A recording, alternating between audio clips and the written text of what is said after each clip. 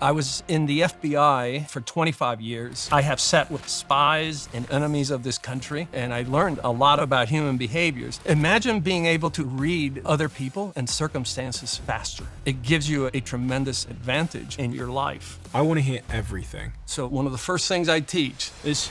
Joe Navarro is a former FBI agent turned world-renowned body language expert. He helps people decode body language to improve communication, trust, and influence. One of the things that I found in negotiations is we, as humans, communicate quite a lot with our faces. For instance, we push this together when we don't understand something. And then the minute we hear something we don't like, blood actually begins to leave the lips, and then we begin to tighten them. Another behavior is that when there's a lack of confidence, insecurities, people immediately... So once we understand these behaviors, you can take command of any situation. Confidence, is this something that you're born with, or do you think confidence can be trained? It can absolutely be trained. So the FBI actually teach confidence, and there's a lot of strategies. One of them is the most powerful gesture that we can use, and you see Musk do this a lot. But what I tell people is that the easiest way to learn confidence is to... Joe, we actually videoed my interaction with you when I met you, and I've got the video here. So one of the things you immediately did was, don't do that. It's a no-no. This has always blown my mind a little bit. 53% of you that listen to this show regularly haven't yet subscribed to the show. So could I ask you for a favor before we start? If you like the show and you like what we do here and you want to support us, the free, simple way that you can do just that is by hitting the subscribe button. And my commitment to you is if you do that, then I'll do everything in my power, me and my team, to make sure that this show is better for you every single week. We'll listen to your feedback, we'll find the guests that you want me to speak to, and we'll continue to do what we do. Thank you so much. Joe, zooming out, if someone asked you in the street and they wanted a 2-sentence answer, who are you and what have you spent your life doing? How would you answer that question? With one word, teaching. I think I've spent my whole life teaching. Even when I was in the FBI, starting in 1984, a lot of my job was obviously being an FBI agent, investigating crimes, chasing after spies and so forth. But, I hired on in 1978, but as early as 84, I was already teaching. And I love it when people get it and they see a behavior. They understand the underpinnings, the foundation of why we do certain things.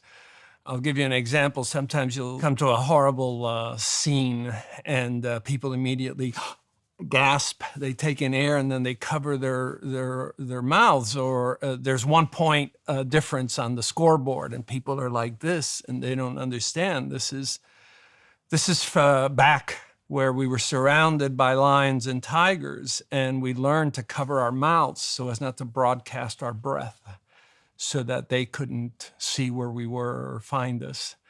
And so the human body has a few shortcuts. I should say the human brain. They're called heuristics. And so one of them is to freeze. So when we hear a loud sound or we see a predator or a dog, we freeze. Obviously, whoever ran 300,000 years ago was bitten. And so we have these shortcuts, and it's always fascinating to me to share why we have these behaviors and and you realize he just inhaled so you can hold your breath, and then we cover our breath so we don't broadcast for the predators to smell us. You spend your time writing books, you spend your time teaching in various different contexts these days, whether it's on stage or in other environments on the internet. What is it that you're giving people? That's a profound question that I don't think I've been asked. I think the simplest answer is knowledge. Knowledge that perhaps they didn't have time to acquire. I grew up very poor. I was a refugee from Cuba, and I lived in an area of Miami which was mostly elderly people. So I was by myself a lot, so I would go through garbage bins collecting things to read. It's that knowledge that I was fortunate enough to acquire, the love of reading. And I run into a lot of people who haven't had that benefit. Maybe they don't have a love of reading and of learning. I see myself as, okay, I have this knowledge. I have sat with terrorists, spies, bazooka-yielding enemies of this country, and other people never had that opportunity. And I learned a lot from that and from my reading. So why not share it? Make their life a little easier. When you say make their life a little easier, if I am to receive your knowledge, how would my life be better? How would I be more productive? That's a great question. Imagine being able to apperceive things way ahead of time because you can read other people and circumstances faster.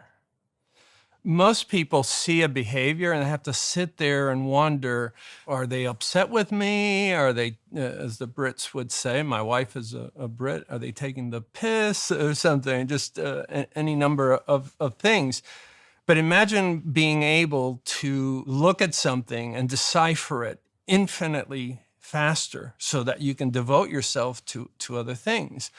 Where most of us break down the face into the forehead, the eyes, the ears, and so forth. But imagine being able to assess the whole face, the shoulders, the hands, everything all at once, and draw inferences from that information. It gives you a tremendous advantage. And also in negotiations, being able to read others. And at the same time, we forget that others are reading us. And what is the perception that we want to convey? And if I were to attain all of the knowledge that you have to offer, and I were to implement it, what areas of my life do you believe would improve? First, within yourself, for instance, being able to assess yourself. So if let's say you have anger issues and so forth, or you're quick to trigger, well, how do I deal with that? Well, first you assess, what is going on. Your stomach gets upset, chest tightens, your emotions get up. So what do I do then? Most people aren't taught that. So there's part of that. There's how to communicate, for instance, more effectively with your children. The simple thing that, for instance, and nobody teaches this, well, I do, is that, if you stand in front of your child like a drill instructor with your neck stiff, you're going to get a very different reaction than if you stand at an angle slightly further away from the child and tilt your head. That the communication you will experience with that child is so much different just by tilting your head than if you are standing directly in front of them. That you can enhance communication. And then you say, well, what application is that for real life? Well, you can actually change the amount of face time you get from somebody else. Let's say you only had 2 minutes and you want to stretch that.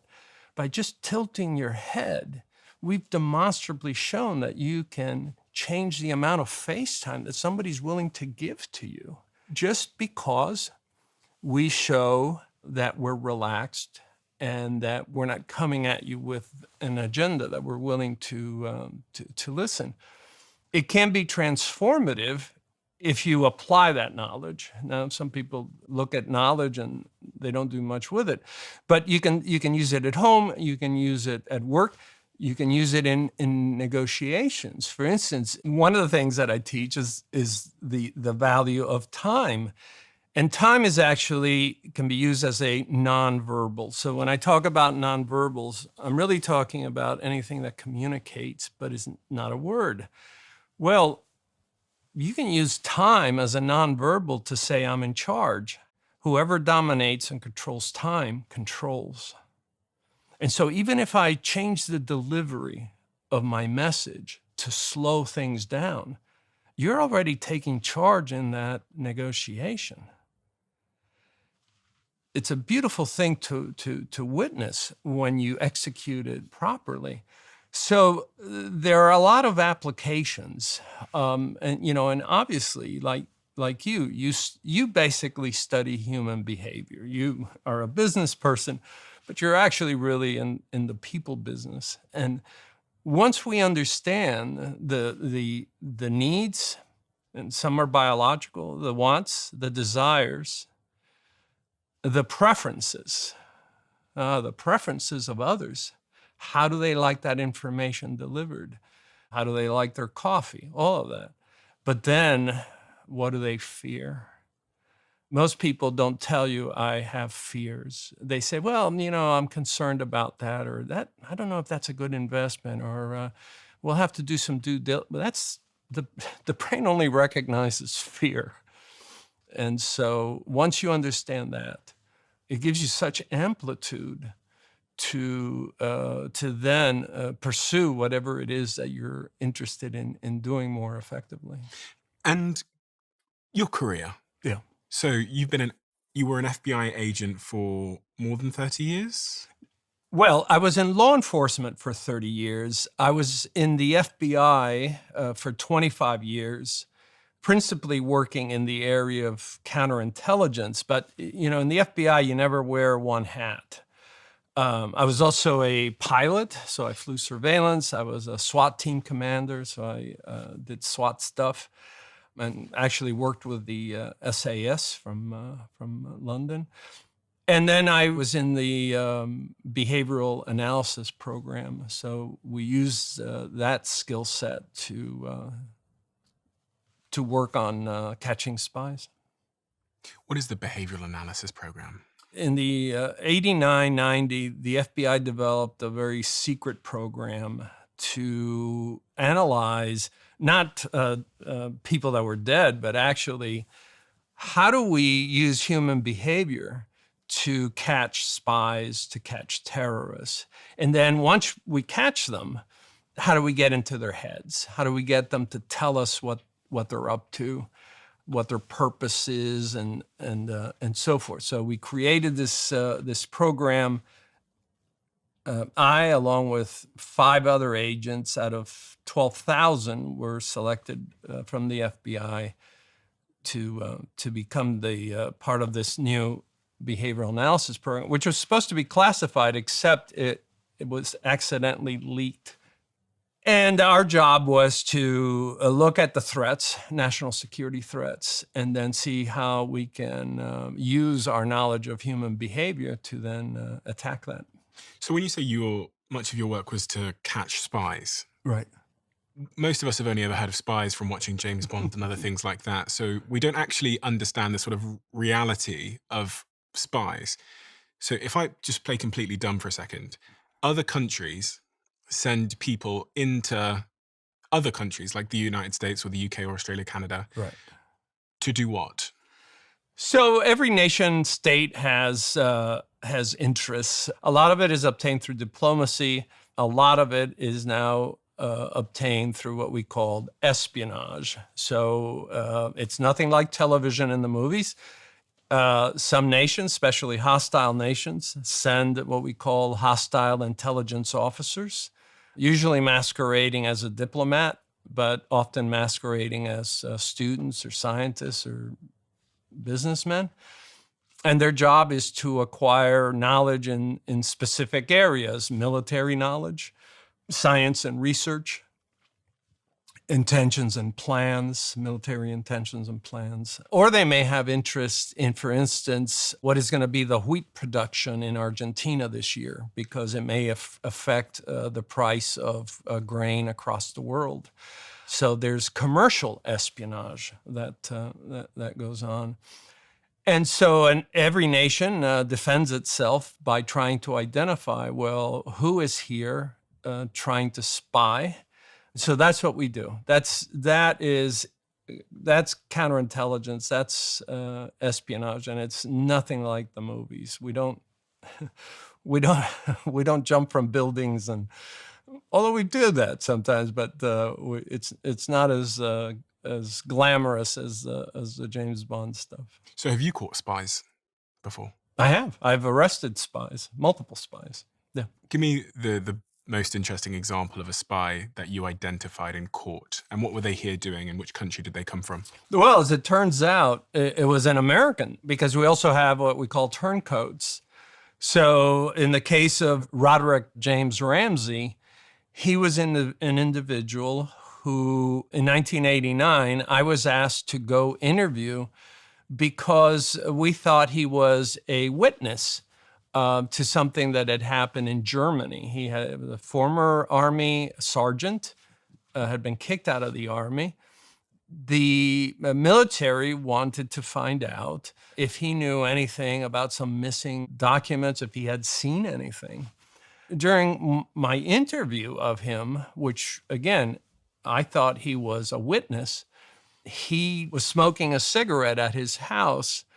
And I just mentioned an individual's name that had been at that base, but who had been under investigation by German authorities. In fact, by the Bundeskriminalamt, which is the equivalent of the FBI. There's no reason why he should react to that. It's just a name. But when I mentioned the name, his cigarette shook. And I knew enough about human behaviors to know that that physiological change had to be caused by something significant. Why would a name affect him?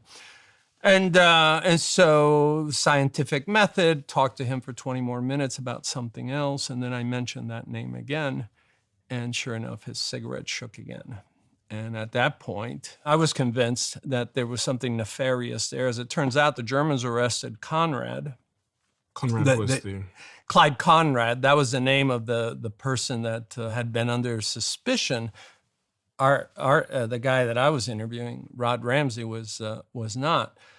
And so I left that interview, and then I persuaded my supervisors to continue to talk to Rod Ramsey, and that led to a 10-year investigation and the arrest of 3, 4, 5, 6, 7 additional individuals. So that Roderick Ramsey guy with the shaking cigarette he was spying on America? What he was doing, and that's a good question, and forgive me for not explaining, while he was in the army, he and Clyde Lee Conrad were stealing military secrets. From the U.S. Army. They were taking U.S. Army secrets and then selling it to the Soviet Union through the Hungarian intelligence service. So he was a traitor of the United States? So he was a traitor. And that is often the biggest problem for any nation state, is the traitors from within. And they had elevated espionage to an industrial level. I mean, to the point where they actually no longer even use 35 millimeter cameras to photograph the documents. They were actually videotaping them so that they could expedite the thousands of pages. It was the most damaging espionage case in the history of the United States, because they had compromised the United States nuclear go codes in Germany. And that left all of Western Europe exposed. Nuclear go codes? Yes. Well, what is that? All of our nuclear assets around the world are controlled by two things. There is what's called a permissive action link, which is like a last-minute safety lock on each device. And then there is the go code that says there is authority to use this weapon. Ramsey was able to steal the actual nuclear go code. It's a card. It's made out of a special material, which I cannot describe. It's made out of special metals and plastics and other things. And the inherent danger in what they did was that not that they could initiate a launch. That can only be initiated at the national command authority level. But if this were compromised and given to, let's say, the Russians, at the time the Soviet Union, this is before 1989, then a foreign hostile intelligence service could take that and replicate it, but put the wrong numbers in there. And by putting the wrong numbers in there, if it's in a pyramid structure and it's put high enough, right? Let's say you controlled all of the East Coast. Maybe you don't want to spy for Russia, but for $100,000, let's say you were willing to slip this in there and take the one that's there out. Mm-hmm. Okay, so maybe that helps your conscience in some way. Then you basically, if it's a pyramid schema, you can paralyze everything below that. Okay, so someone could have changed the codes, put a fake one in, which meant that it wouldn't work anymore. That at the highest level, then nothing would work if you had it access at the highest level. Did they go to jail? Oh yes, yeah. So and the shaking cigarette guy went to jail. 33 years. Let me just finish it by saying this. This case put of all of Western Europe in danger, as well as the United States. The general who testified in this case said that had hostilities broken out, the defeat of the West would have been assured within 3 days. That's how devastating this was. Yeah, let that sink in. Those are his words. The defeat of the West would have been assured because of the damage these individuals had done. Not all cases are as significant in terms of catching spies. I was reading about another one where you caught a man because of the way he held some flowers. Yeah, a lot of times it's just based on the behavior. You see how often somebody looks at their watch, right? But maybe when they're operational, they look at their watch more often. And they filmed this guy who we thought was what we call an illegal, and in the parlance of espionage, an illegal is someone who magically appears in the United States and pretends to be an American, has always been an American, like the series, The Americans. But we had some clues from one of our sister services from another country and said, we think this individual may be someone who you need to look at that is pretending to be an American. We're looking at the unit. We bring the whole team together, all 6 of us, and we're looking at the movie, and it was filmed just serendipitously. It was filmed on Valentine's Day, and so we see him entering a flower shop and leaving the flower shop. When he exited, I said, definitely he's not an American. Everybody looked at me like, excuse me? I said, he's not from here. And he said, how? And he says, look how he's carrying the bouquet. Americans carry the bouquet up. Eastern Europeans carry it bouquet down. And continued to carry it that way.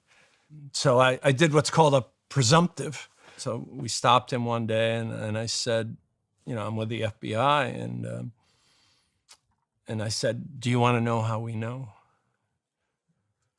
And that was the first trigger I was looking for to see how he reacts to it. And he fell for it. And he said, go on. Most people would say, get out of here, go away. And I said, it was how you carried the flowers. His chin came down, his eyelids went heavy as he was evaluating everything he had done.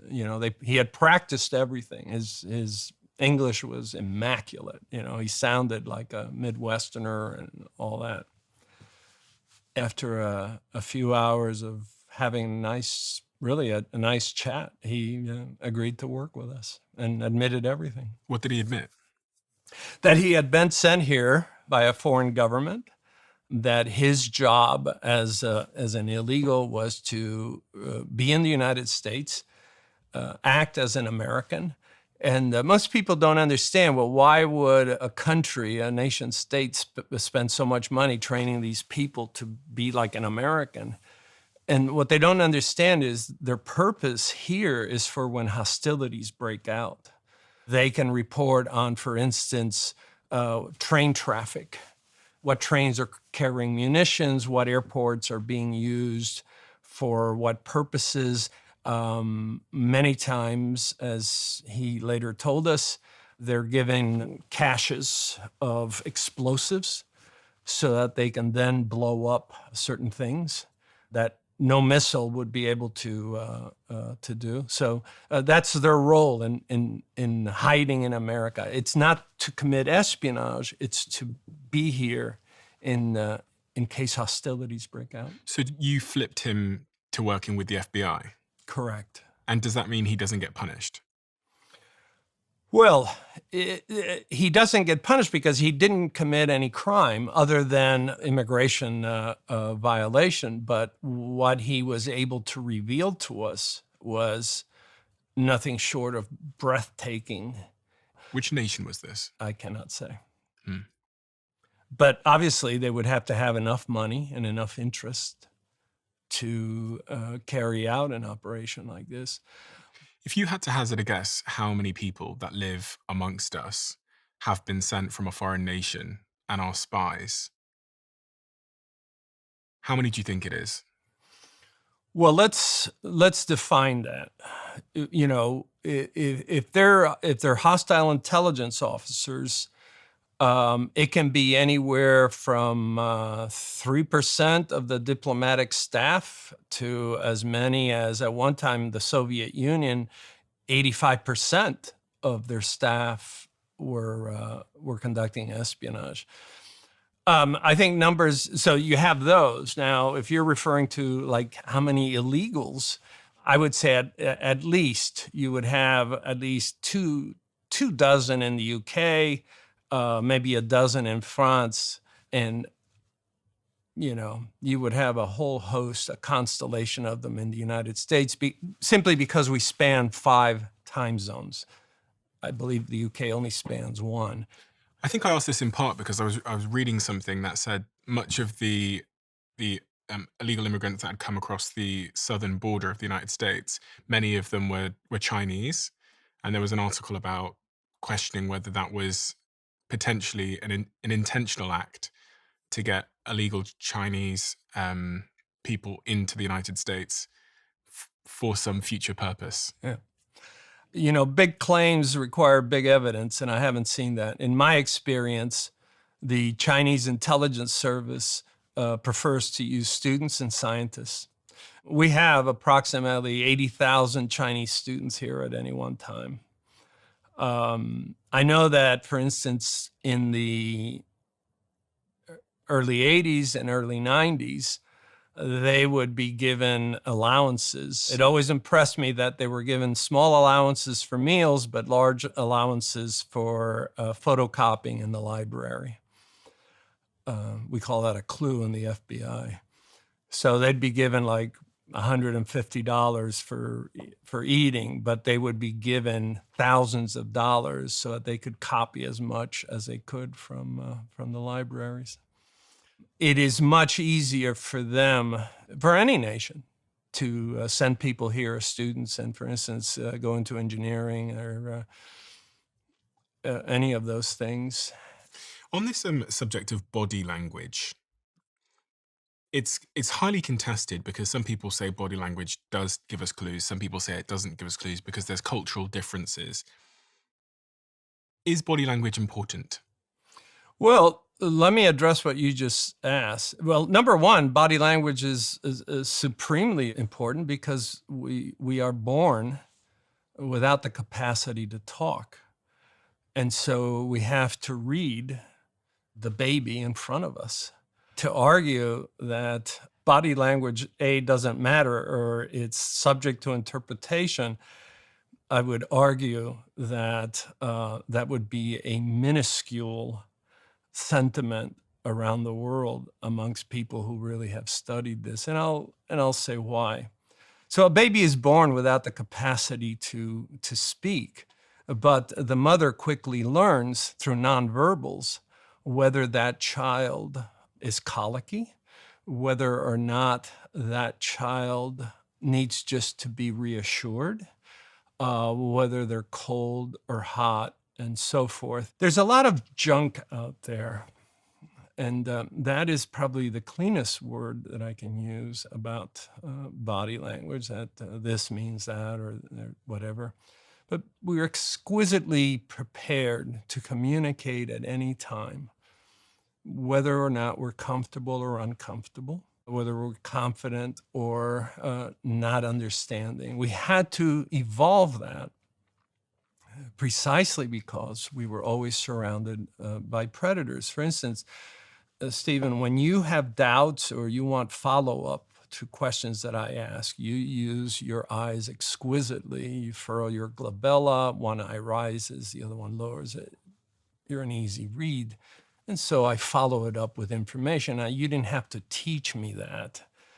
Now, what I would argue is, am I seeing constraint? Am I seeing contempt or disdain? Well, that's a silly argument. We didn't evolve to have perfect answers.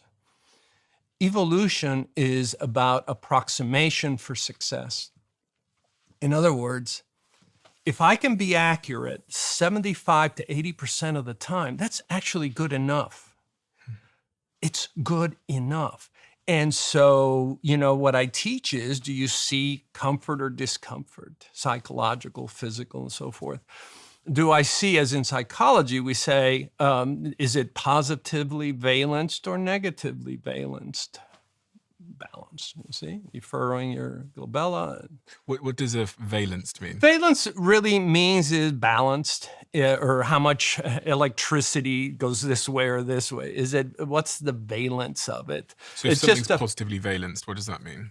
Positively valenced, you're going to see gravity-defying behaviors. You're going to see emphasis. You're going to see a lot of humor and alacrity and broad gestures and so forth. If it's negatively valenced, it's, restraint. You're going to see the furrowing of the glabella. You're going to see the tightening, the diminution of the lips. You're going to see a lot of facial touching.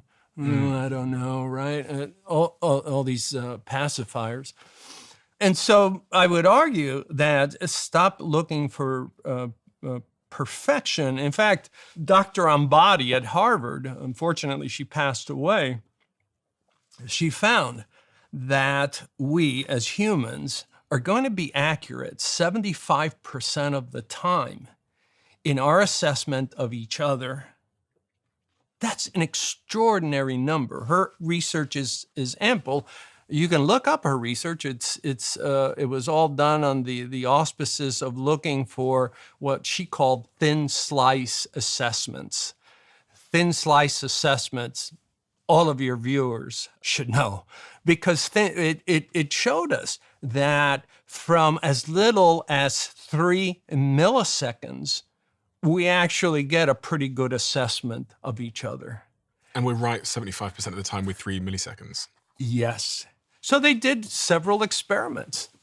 They had people go in and watch a teacher, for instance, by just opening the door to the classroom, watching her for a few seconds and closing the door. They rated that teacher the same as people who had sat in that classroom all semester long. In terms of? Are they a nice teacher? Are they a warm teacher? Are they an empathetic teacher? Are they a competent teacher, and so forth? It's as you rub your face, because there's a lot of incredulity there.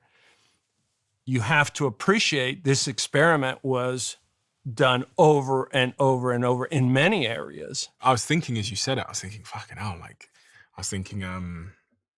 if someone reads you that quickly, I was thinking about how easy it is to leave a bad first impression. Yeah, well, when I started in studying body language, which was formally in 1971, had no appreciation for schoolwork. So I created my own study program. So when I started taking a look at body language in 1971, I remember people saying, the first 20 minutes are the most important for making an impression. Then years later was 15 minutes.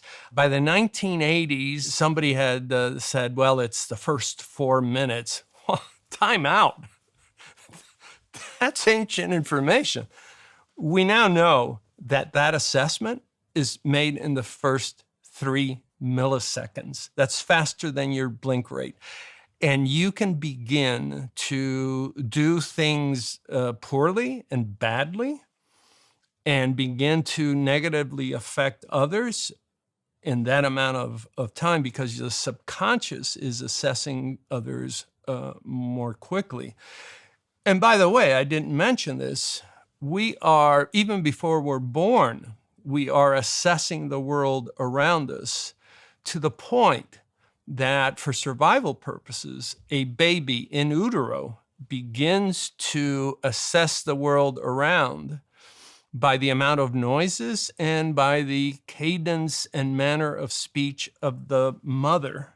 So that when that baby is born, and you can look up the research, the baby will be born mirroring the native tongue, so that, as researchers found, a baby with a German mother will cry differently. The lilt, L-I-L-T, the lilt of that baby will be different than a French baby. What does that tell us? That we are already programmed to adapt to that which dominates so that we can fit better. And this goes right from that to business, because synchrony is harmony. The faster we can synchronize, the faster we can harmonize. And so we are pre-programmed. So if your viewers are interested in that, they can look at the research that's been done on the lilt of crying babies. How does one synchronize? So if synchrony equals harmony, Yeah. i.e. if we synchronize with each other, then we're going to be harmonious in business or in life or whatever. Right. How do I synchronize with somebody when I meet them? The first thing is, at a distance, if I saw you walking down the hallway and you say, hey, Joe, and I say, Steve, how are you? Right? I'm mirroring you. This goes back to the work of Carl Rogers in the early 1960s. And he found that synchrony puts us in, it sort of locks us into this binding, psychological binding of where you greet with your hand and arch your eyebrows. Hey, well, that sends powerful messages. So if I do it, can you imagine if you greeted me like this and I went, yeah, how you doing? Yeah. It's like we're totally out of harmony. We're totally out of synchrony. So we begin with the nonverbals. We begin, for instance, with the clothing. If you go to a meeting, we would probably dress the same way or approximate each other.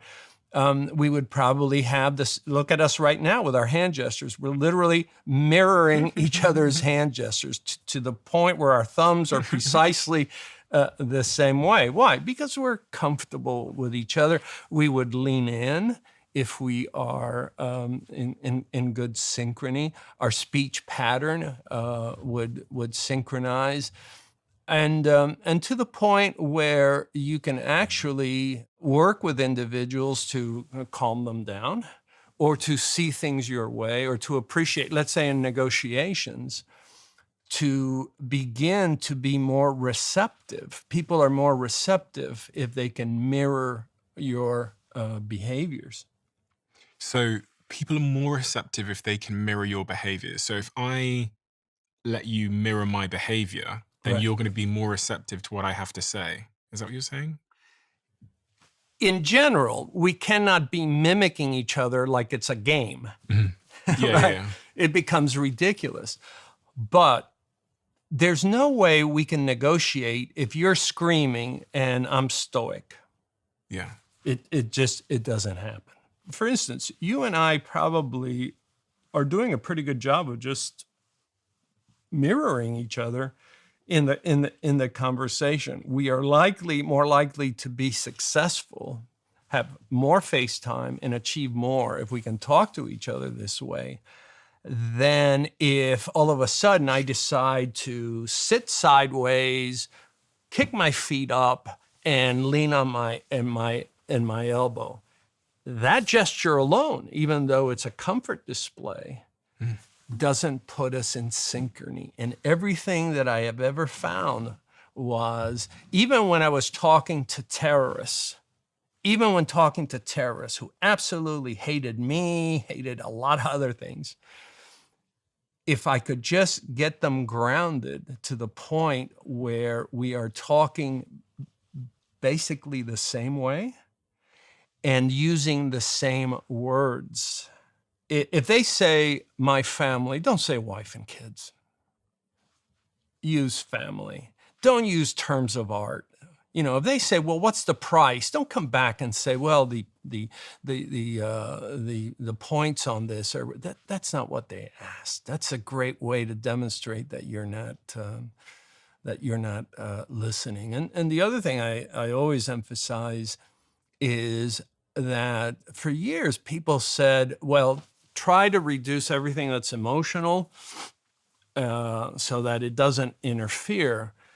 That's not how we evolved.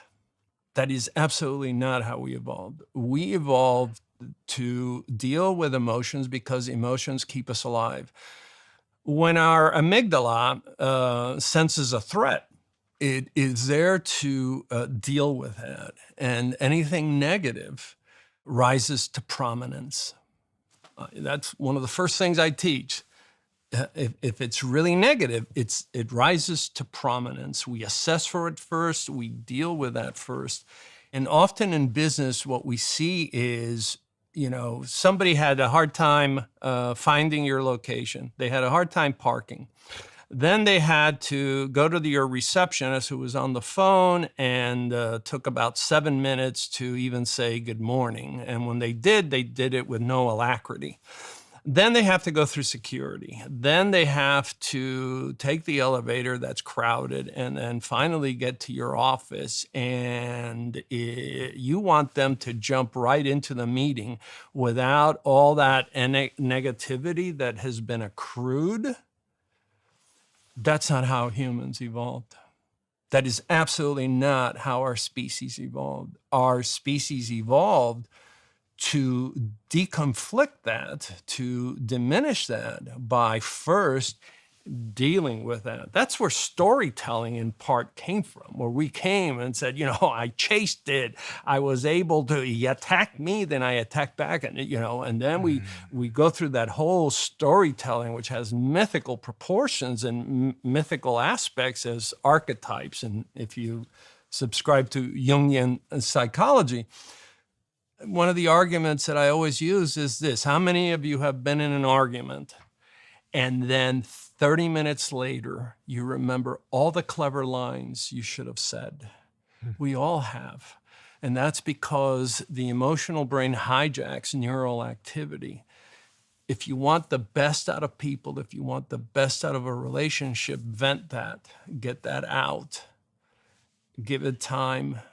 Okay, and yes, you're going to have to invest that time and then move forward so that you can deal with the transactional, the business, and so forth. You've referenced a few times different types of body language that I've exhibited that help you understand what I'm thinking and going through. Yes. I think a second ago you referenced glabula, and this brings me to something I read in your work about eyebrow knitting. Yeah. What is eyebrow knitting? So this little area between your eyes is called the glabella. And the glabella is great because at about, I've seen it in babies as early as 3 or 4 days, but very early on, we begin to furrow. In other words, we push this together when we have doubts or we don't like something or we don't understand something. So we furrow the glabella. Some people call it eyebrow knitting because we have nicer eyebrows nowadays, not bushy like the old days. They don't come together like they used to. So a lot of those expressions of I don't understand, we use with the squinted eyes, the furrowed glabella. Sometimes we'll touch our face or scratch our face. Babies at 47 seconds, which I have directly observed, if you shine a light at a newborn baby, it will furrow the chin, that they don't like it. And in my presentations, I have a matching one of a 47-year-old man and a 47-second-old baby, both doing the same thing when they hear things they don't like. So we begin to communicate quite a lot, actually, with our faces. What about eyelid touching? Yeah, so for a long time, including in some of my writing, the theory was a lot of people cover their eyes, touch their eyes when they hear bad news. You said, hey, Joe, can you help me move this weekend? Oh, geez, Steve, right? You see a lot of that. And I started to think about that about 5 or 6 years ago. And so I took some classes in anatomy, human anatomy, and I'm pretty much convinced now that a lot of the facial touching, including the touching of the eyes and so forth, has to do with the innervation of the 5th cranial nerve and the 7th cranial nerve. Now, some of your viewers may find this interesting. That nerve, which goes to our forehead and actually goes into our eyelids and so forth, and the 7th, which is the facial, is very short in distance to that part of the brain where it is received. And so I think, I've postulated, I wrote for Psychology Today, that a lot of the reasons why we touch our face and why we touch our eyes, is because that pressure immediately goes to the brain and helps to relieve stress. And because the nerve is so short, right? We could massage our feet and achieve the same, but it's very far away. So I think a lot of facial touching, including eye touching, we do because of its ability to, anytime there's stress, we pacify ourselves. And by the way, it's very interesting. In 1974, I was bored at the university, so there was a lab where you could actually watch children and study them at play. And they had some children there that were born blind, so they had never seen. And I was just blown away. The first time I saw a blind child who had never seen, heard some news that was not very good, and immediately covered their eyes, having never seen. And that's when I realized, okay, we are 2.4 million years old. This is hardwired in our DNA. This is part of our paleo circuits, as Dr. David Gibbons later taught me. And it has to do with how it feels. And that's why we touch our faces so much. So it's typically a negative emotion and a form of self-soothing for that negative emotion. I think that's a good synopsis, but also keep in mind how often we touch our faces when we're having a nice time. Like when I'm reading, I find myself turning pages, because I read very fast. I turn with my left hand, but I pacify or soothe myself by touching my it's a pensive pose. Women will play with their hair. All day long, our brain is asking us to do things to contribute to that. But when there's something stressful, then, for instance, we go from, like in negotiations, when somebody throws a number we don't like, we'll go from touching our face to scratching our face because the brain is saying, hey, do something more powerful that will keep me in what we call homeostasis. So to answer your question, yes, but it also applies to when we're really enjoying a moment. What about our lips? You talked a second ago about like pursed lips and stuff. What kind of clues do the lips give away? Yeah, so for me, the lips are the the seismograph. The lips are like the emotional seismograph of the body. When we are comfortable and confident, our lips are full of blood, their color changes. The minute we hear something we don't like, blood actually begins to leave the lips and they become narrower, and then we begin to tighten them. You know, if somebody says something I don't like, I might go, right? Or we begin to bite the lip because we're stressed, or we pluck it, pull on it, do all sorts of things to soothe it. But the lips get very, show a lot of nervous emotion when we're under stress. So they're very much, as is the jaw. Like for instance, if you said something I might not agree with, I probably shift my jaw, because when you shift your jaw, it puts pressure on the TMJ, and that alone says to the brain, go somewhere else. Don't struggle too much with that. So we're always doing something physical to counter anything that the brain might be undergoing. Tell me about the suprasternal notch. What the hell is So the suprasternal notch, it has other names. You could call it the little neck dimple. This little area right at the bottom of your throat. It's a deep indentation. This is the most vulnerable part of the human body. All air, food, nutrients, blood, electricity, oxygen, everything goes through there. And what happens is, and one of the things that I found was that there was nothing in the literature in 1975, 76. I'm looking and I'm noticing that when people are nervous, they immediately cover their neck. They touch their neck. You know, in the literature, you hear about, she, clutched her pearls, right? Rubbing, that men tend to do it more robustly because of testosterone. Women tend to more directly touch the suprasternal notch. And what I found is when there's lack of confidence, insecurities, fear, apprehensions, or concerns, that people will go, oh my God, did you see that, right? Oh, it's gone, it's back. And, why is it all directed at this little area of the neck? And why do men clutch their necks and massage their necks when it's the worst thing you can do in negotiations, by the way, is touch your neck, because what you're transmitting is weakness. Somebody who's confident never touches the neck. You just don't. You don't go anywhere near the neck, and you don't ventilate, because what you're saying is you're getting to me, ventilating behaviors. Wait, sorry, when you say ventilate, you mean giving yourself air? Yeah. So it could be... So ventilating behaviors are behaviors of weakness, because your body temperature has changed at 1/250th of a second, and what you're revealing is something negative is getting to you. So you don't do that. But here's the behavior: the neck touching, neck covering of the suprasternal notch. And there's another behavior. Earlier we talked about we were surrounded by predators, and one of the behaviors we did was to cover our mouths or hold still when we hear a noise.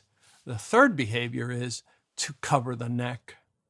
To cover the neck, because large felines always go for the neck. And so the brain doesn't have a closet full of ties. It has about 4 choices. And those 4 behaviors are exquisite. It's proven over time that if we cover our mouth, cover the neck, don't move, they work pretty well. So we don't have to choose a lot of colors. And the other thing that sometimes you'll see people do is when you see this here in Florida, and we certainly saw it in November after the hurricane, people come to see their house and they cover their head, hands are up here. Oh my God, why do we do that? Again, large felines. These are shortcuts. This is heuristics that have prevailed, and say, oh no, right? And you say, well, we're no longer surrounded by them. Well, go to India. There were 238 attacks last year. it is in our DNA. It is performed out of necessity to keep us alive. So we have these reactions, but so I look at I look at the lips and the neck as good places for information. I was just thinking then about why, you hold your head, but you also hold your head when you see something that's fallen over. So if you've seen like a building falling down in an earthquake, you immediately. The other day, it was an old car, and it was parked at an angle on a road that was at an angle, and they forgot to set the brake, and I'm watching it slowly slide. And I found myself, I teach this stuff with my hands up here. And unfortunately, it was across the street, and I couldn't get to it fast enough, and it didn't do any damage. But you realize these shortcuts are with us for a purpose. Much of the work you do as an FBI agent is some form of negotiation, and you spend a lot of time teaching people how to be good negotiators as well. You mentioned negotiation a second ago. I'm a business person. I do lots of negotiations, whether it's with clients or suppliers or interviews. I'm interviewing people all the time, which I consider to be a negotiation. How do I improve my negotiation skills? What are the things I should be thinking about as I go into the negotiation? Well, they warned me. You ask profound questions. And you're right. In the FBI, I mean, when you're trying to convince someone to tell us the truth and put themselves in jeopardy, that is nothing but negotiations. You may look at it as interviewing, but like you said, even a conversation. I look at negotiations in the same way that I look at interviewing. It's in the simplest form, it's effective communication with a purpose. So you say, well, that's highly simplistic. I've never heard that. Well, think of it. Well, what is the purpose? Okay, well, we'll get to that in a minute. Either you have something I need or want or that. But there has to be communication, and there has to be an understanding of what I mean and what I intend and so forth. So for me, it's a reminder of when I first came into the FBI. An old timer said to me, interviewing isn't about the confession. And I looked at him like, what? Excuse me? What do you mean, not about the confession? He says, you'll get the confession. Interviewing is about FaceTime. If you can get people to talk to you for 2 hours, 3 hours, 4 hours, in one case, I interviewed an individual for 12 hours. They'll tell you everything you need to know, but you got to keep them in the room. And so I always view negotiations of, number one is, how do I communicate with you in a way that you'll want to talk to me for however long it takes to get to that purpose, which is the transaction. Now, if I'm evaluating you for your services, or if I'm negotiating for prices, I want to hear what you have to say, and I want to lay out what I'm interested in achieving, and then reconciling or working around whatever discrepancies or issues there may be. I think when we look at negotiations that way, we can say, well, that means I got to do a lot of stuff up front, which is, who am I communicating with? Who am I going to negotiate with? What's their negotiating style? Are they stoic? Do they come in? Do they throw things down? I mean, I've been in negotiations where opposing counsel came in and literally walked into the room, didn't even say good morning, just threw the things down and said, I want to hear the numbers. Okay, then how do we begin to deal with that? Because someone that comes in and is aggressive and so forth, you've got to deal with. What do you do? Do you rise to their aggression, or do you try and bring them down to your position? Great question. The worst thing you can do is rise to that. You begin to dominate them by taking control of time. Whoever controls time controls. And so they come in, they throw the things down. So usually, we'll start with, well, good morning to you too. Let's cut to the chase. And then the whole team I'm working with knows we're going to slow things down. We are not going to be working at that pace, because if you work at that pace, they're taking control. And so we slow things down. And there's several strategies. You can become, all of a sudden, you can become very visual and say, all right, we're going to, write this down, and we're going to put this here. We're going to put, and then this is the difference of, there's a lot of strategies. But the first thing is we've got to get that person to understand that we negotiate, hopefully, as equals. But if the perception is always that that person is negotiating as the bully or is always in charge, you're never going to have equity. Now, I've had a lot of clients that have said, hey, I've tried all your strategies, and, this guy I'm dealing with is just, he's crass. He's just a bully. He comes in and he's stuff like, and so one of the questions I always ask is he the only source? Is he or she the only source? Number one. And number two is, how long are you willing to tolerate this person? Because we failed to look at that. He gives you headaches. You don't sleep well every time you go to this. I'm thinking of one client in particular. You come away with a nervous stomach, how long are you willing to tolerate that? If you're willing to tolerate it, then, he's not going to change his style. Then you come in and we change our exposure. So we're not going to expose all of our staff to that kind of negativity. We send in our burst person and say, look, here are the numbers, and we work with that. But there are ways to dealing with the very toxic, but we don't allow them to get away with everything nor think that they're in charge. And we do it in subtle ways. And we sort of derail their agenda. Maybe their agenda, based on past meetings, was to come in and just throw these things at us very quickly. Then we have to adjust to that. So there has to be rehearsed strategies for dealing with that. One of the things your work made me think about is how important it is to literally write down the goal of my negotiation before I go into the negotiation, or else you might get swept up in the emotion of it and the sort of heat of the moment. Yeah, you wouldn't be the first one to find yourself in a meeting negotiating, and all of a sudden it's like, what are we actually negotiating for? Mm-hmm. And so that's why I like the simplicity of effective communication with a purpose as a form of negotiations, but to also understand what is my role.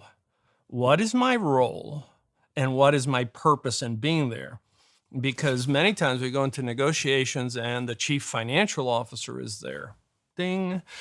Sometimes we go in there and, your first assistant is always there also, but you also have in-office counsel that is in attendance. What's their role? And what is my role? Something so simple as, what are you going to do? Look straight ahead the whole time your attorney is speaking? Or are you going to look at him? Well, we know from the research that by looking at the person who's actually talking on your side actually potentiates the gravity of what he's saying, that at the most emphatic points that when that attorney makes, and you did this earlier, you want to steeple, because steeple is the most powerful gesture that we have to convey confidence. Steepling is in this sort of hand gesture. Is this. Former German Chancellor Angela Merkel did this a lot. You see Musk do this a lot. You see Steve Jobs used to, a lot of pictures of Steve Jobs doing that. But, you reserve that for that point in time when you want to emphasize. And so the worst thing you can do is just to sit there dormant. And in fact, we have research, and it's called the still face experiments. And that is that the worst thing you can do is sit at a meeting and hold a still face. You're perceived as a threat, you're perceived as less trustworthy, you're perceived as insignificant. Corner of your mouths are down, eye roll to the right, Stephen. That's how you're perceived.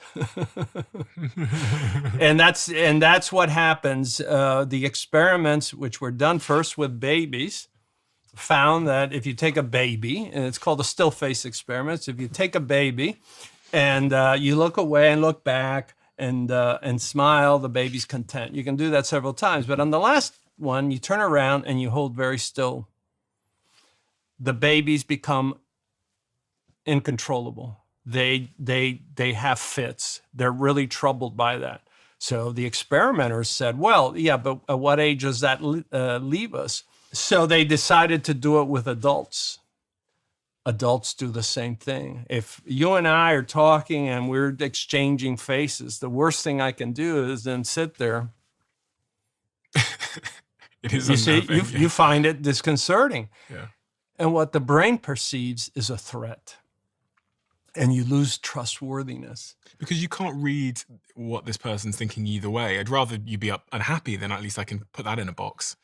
Well, that's one way to look at it. I'm not sure that anybody knows the precise reason for it, but what we do understand is that the still face, which if you're in a virtual call, you want to nod, you want to tilt your head, you want to make different gestures, but the worst thing you can do is hold still. And then in negotiations, when you're talking to the team and saying, look, when we're going in there, I don't want anybody to just sit there. I want expressions, and when someone is speaking, you're looking at them in the same way that the other side would do. But you have to plan. Now, the other thing I find with negotiators, one thing I did in the FBI is I always planned my interviews in exquisite detail. Who would enter the room first? Who would say what? Where I would sit? Who gets offered water and when? Because I need to be in control. Who's going to say what? These are things people don't think about, but at the levels with the people that I deal with, you have to have a certain amount of advantage. You have to have a certain amount of psychological leverage to say, look, you may be the world's largest manufacturer of this, and I'm just starting out, but I am not down here. And so I would appreciate if you would begin to value me. And I do that by doing certain things in the manner that I walk in. Who walks in first? Where do I sit? What gestures do I use to point, right? So you never use your finger. You always use the full hand in the vertical position. You take command of the situation and it looks aesthetically pleasing. Oh, isn't it nice? He's offering me something to drink. Or the assistant or someone says, "What would you like some tea? How would you like it?" and so forth. And what we're actually witnessing is the transformation of you have now become the dominant person by becoming the archetypal, the father or mother figure. Because you're offering something. Because you're offering it, and you're in control of the food and the brain. People often wonder, well, why was it in Stockholm, Sweden, back in the 70s that the Stockholm syndrome took hold so fast with those bank robbers, where they had such an effect on their victims that within hours, the victims were defending the bank robbers. It was very simple. They became the father figure, and the hostages became the children. So I actually don't know that story. What happened was there was a bank robbery, and in Stockholm, and the bank robbers went in, held the victims hostage. Eventually, they were rescued. But what they found was that in a matter of hours, the victims were rising to the defense of the criminals. And it became known as the Stockholm Syndrome. And what it showed us was the robbers became the archetype of the parent, and the hostages became the children. And in an instant, they became subservient. Is that what happens in domestic abuse cases as well? Yes, you nailed it. You nailed it beautifully. Yeah, you're the first person to get that right away. And that's why you often see this in domestic abuse cases. And you say, how can she just got beat up. How can she defend him? Usually the case. And you realize, oh my God, we have like a Stockholm Syndrome where he's the provider. He's the only one working, or this or that. But, getting back to negotiations, I think it's one of those things that I insist that if you go into negotiations, that you be treated at least as an equal. And that the minute people start to look down on you, it makes for a very difficult conversation. So when you're thinking about walking into the room and all these, where you sit, if you're walking into the room to interview a terrorist, right, are you trying to walk into the room first, or are you trying to walk into the room last? Do you send your team in to walk in first, then you show up last? And what are you thinking about seating positions? Right. So one of the things that I always insisted is I would walk into the room first. So they would already be in there? No. We would walk to the room. Oh, with them? With them, and then I would just make them wait there a minute. I'd open it, I'd take a look, and I'd say, just want to make sure the room is safe and there's nobody in here. I've walked into people before. That begins to establish my dominance. And then I would say, why don't you take a seat right there? People ask me, well, why are you being so nice to these criminals? Well, first of all, I go back to what that old timer said. I want FaceTime. I don't care what it takes to get FaceTime, but I also want to be in charge.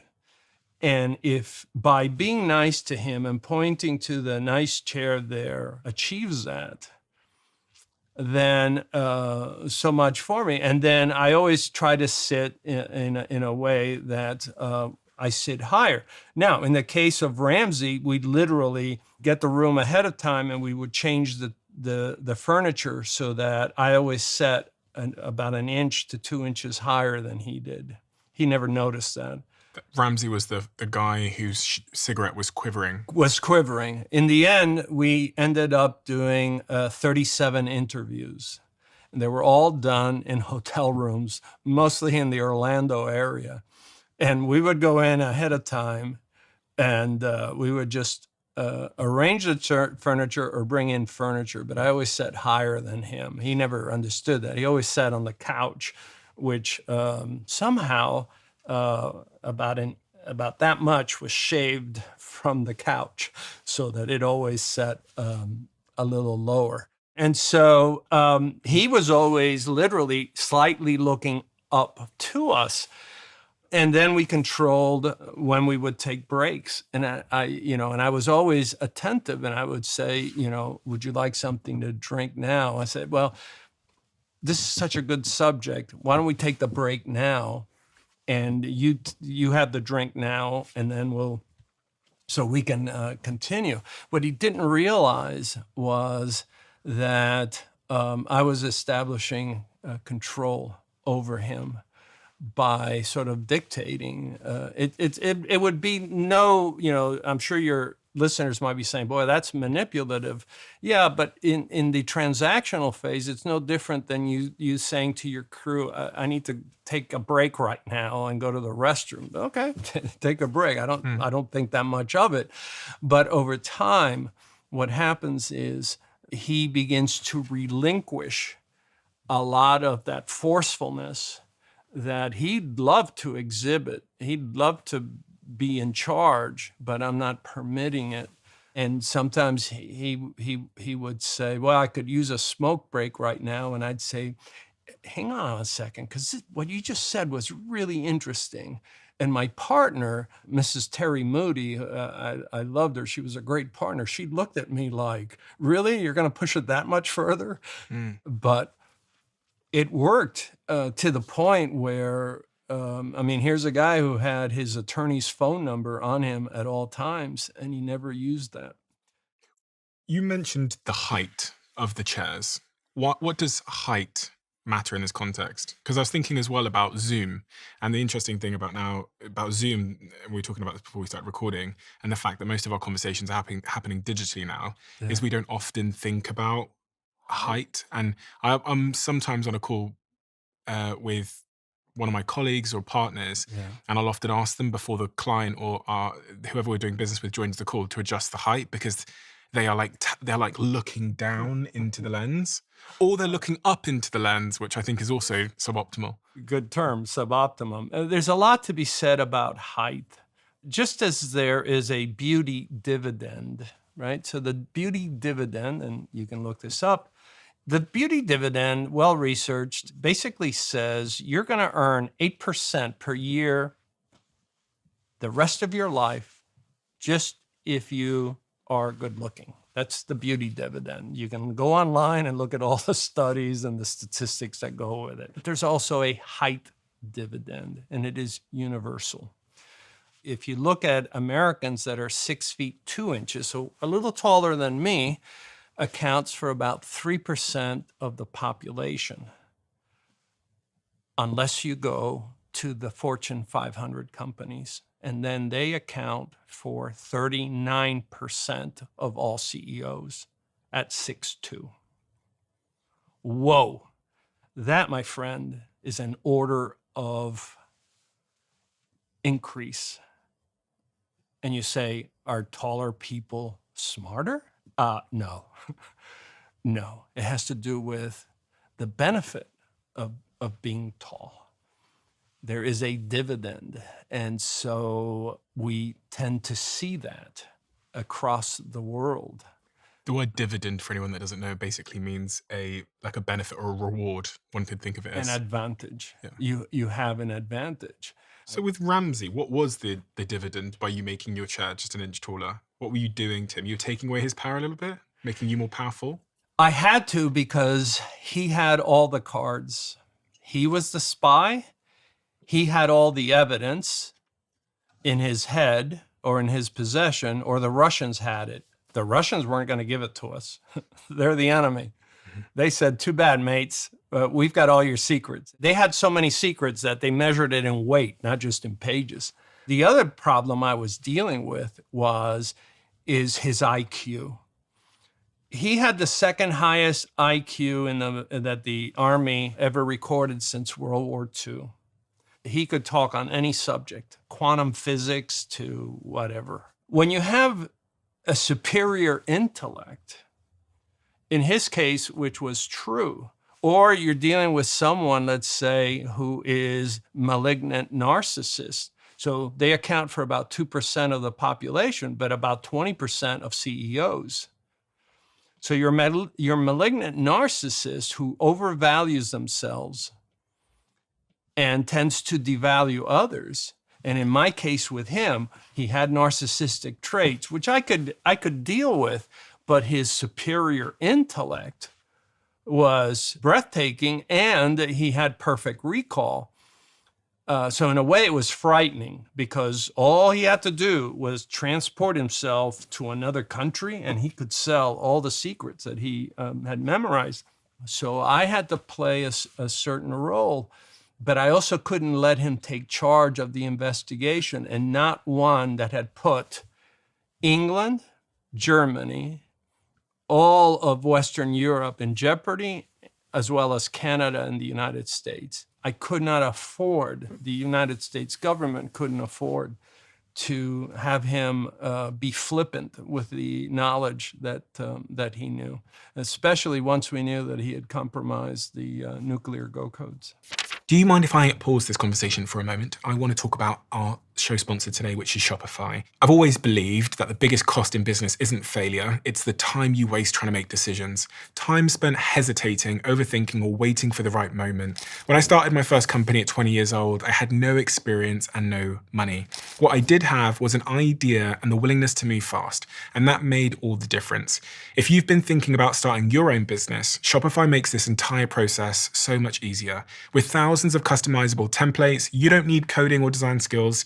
You just need a willingness to start. Shopify connects all your sales channels from your website to social media, and it handles the back-end payments, shipping, and taxes too, so that you can stay focused on moving forward and growing your business. If you're ready to start, visit shopify.com/Bartlett and sign up for a £1 per month trial period. That's shopify.com/Bartlett. What about posture? Because that's kind of one way to make yourself taller. Yeah. Are there any clues in someone's posture, and how important is sort of playing with our posture to create a different impression? Yeah, absolutely. Not just posture, but territory. So I look at posture as, when we look confident, shoulders back, our breathing. To me, posture starts with the brain, how calm we are in our breathing. I was, again, in Valencia at this event, and a lady came up to me and she says, "You're getting ready to go on the stage. How can you not be nervous?" And I said, "Well, I am nervous. I'm just hiding it. I'm acting like I'm in control, but I've learned to do that because you don't want to look like a nervous FBI agent. Trust me. You want to look cool, calm, and collected. In negotiations, you don't want to look needy. You don't want to look desperate. And at the same time, you don't want to come across as you're indifferent. And sometimes that demeanor, that posture, those gestures, the totality of it has a lot of meaning. Now, you have to keep in mind, a lot of successful businessmen I'm running into are actually on the spectrum, right? So the autism spectrum. And so they don't make as much eye contact. They may have behaviors that are irregular. I have one I deal with who has Asperger's. And so he sometimes jerks. And so there's a lot of discomfort I find from others in reading him. I don't have any problem. I just see it. Okay, this is his normal behaviors and we get it around. But you can tell a lot about a person. And when you've invested in things, you're doing your diligence and you're talking to people. Yeah, you can look at the numbers all day long, but you also are looking at the nonverbals and saying, are they communicating confidence, or are they communicating desire or need, or any kind of frailty? I was just reflecting on a few of the interviews I've had recently. We've been interviewing for one particular very, very senior role. Yep. And there were 2 final stage candidates. And I was just reflecting as you were saying how one of the final stage candidates was extremely calm and sat back in their chair. And the other one was very much leaning forward. And upon reflection, the second candidate wanted the job a lot more. But the first candidate was probably more experienced, more confident, and had higher self-worth. And their ability to be so relaxed in that environment and kind of own the chair in my boardroom was actually made me kind of want them more, because they were signaling to me that they had lots of options. They weren't intimidated, they weren't scared, they weren't nervous about this opportunity. That's an interesting observation, Stephen, and it's very good that you observe the discrepancy. One of the things that I look for is, what is their role going to be? I don't mind that somebody is nervous. I myself, early on, coming from a humble background, was often nervous. I tend to focus on the things that most organizations don't put into their plan to look for. One of them is problem solving. Give me a list of the problems you have solved. Most people, when they hire, they never ask that question. They tell, I can do Excel. I know Microsoft. That's great. Please tell me what problems you have solved at your last job, and how efficiently did you do it? How do you know if they solved the problem or they were on a team where someone else solved the problem? Because one of the things that I said, look for is how many instances they tell and how they describe it. Because here's what's interesting. The person who solves the problem goes into the detail and feels the emotion of the person that's telling the story, only conveys it, but doesn't know the emotion that is attached to solving it. Mm-hmm. So when that little child finally figures out how to, you give them a trick lock where wood things have to go this way or this way, and then the little thing opens. When they come back and tell you that, you see the gravity-defying behavior, the arching of the eyebrows, the bright eyes, and saying, I solved it, I got in there. Yeah, right? The person that's just telling you this story doesn't know the emotion that goes with it. Mm-hmm. The other thing that, I look for is, and they may be nervous or whatever, is how good are they at observing? This is the one question that has actually saved a lot of companies when I say, make sure that from now on you ask, how good are you observing? And they'll say, well, observing what? Everything that matters. People, events, opportunities, right? If you come to me and say, well, I can code this, okay, that's great. But in the position that you're going to be in, you're going to be managing people. How good are you at observing people? The great thing about companies that seek this is, all right, so when you go and you business, you go see your subsidiary, what are you looking for? What are you observing? Well, I want to look at the books. How about the attitude of the people? Are people content? Are they happy? Or do they all look like they're constipated? I mean, I've been into companies that the minute I walk in, I go, oh, geez, you got management problems here.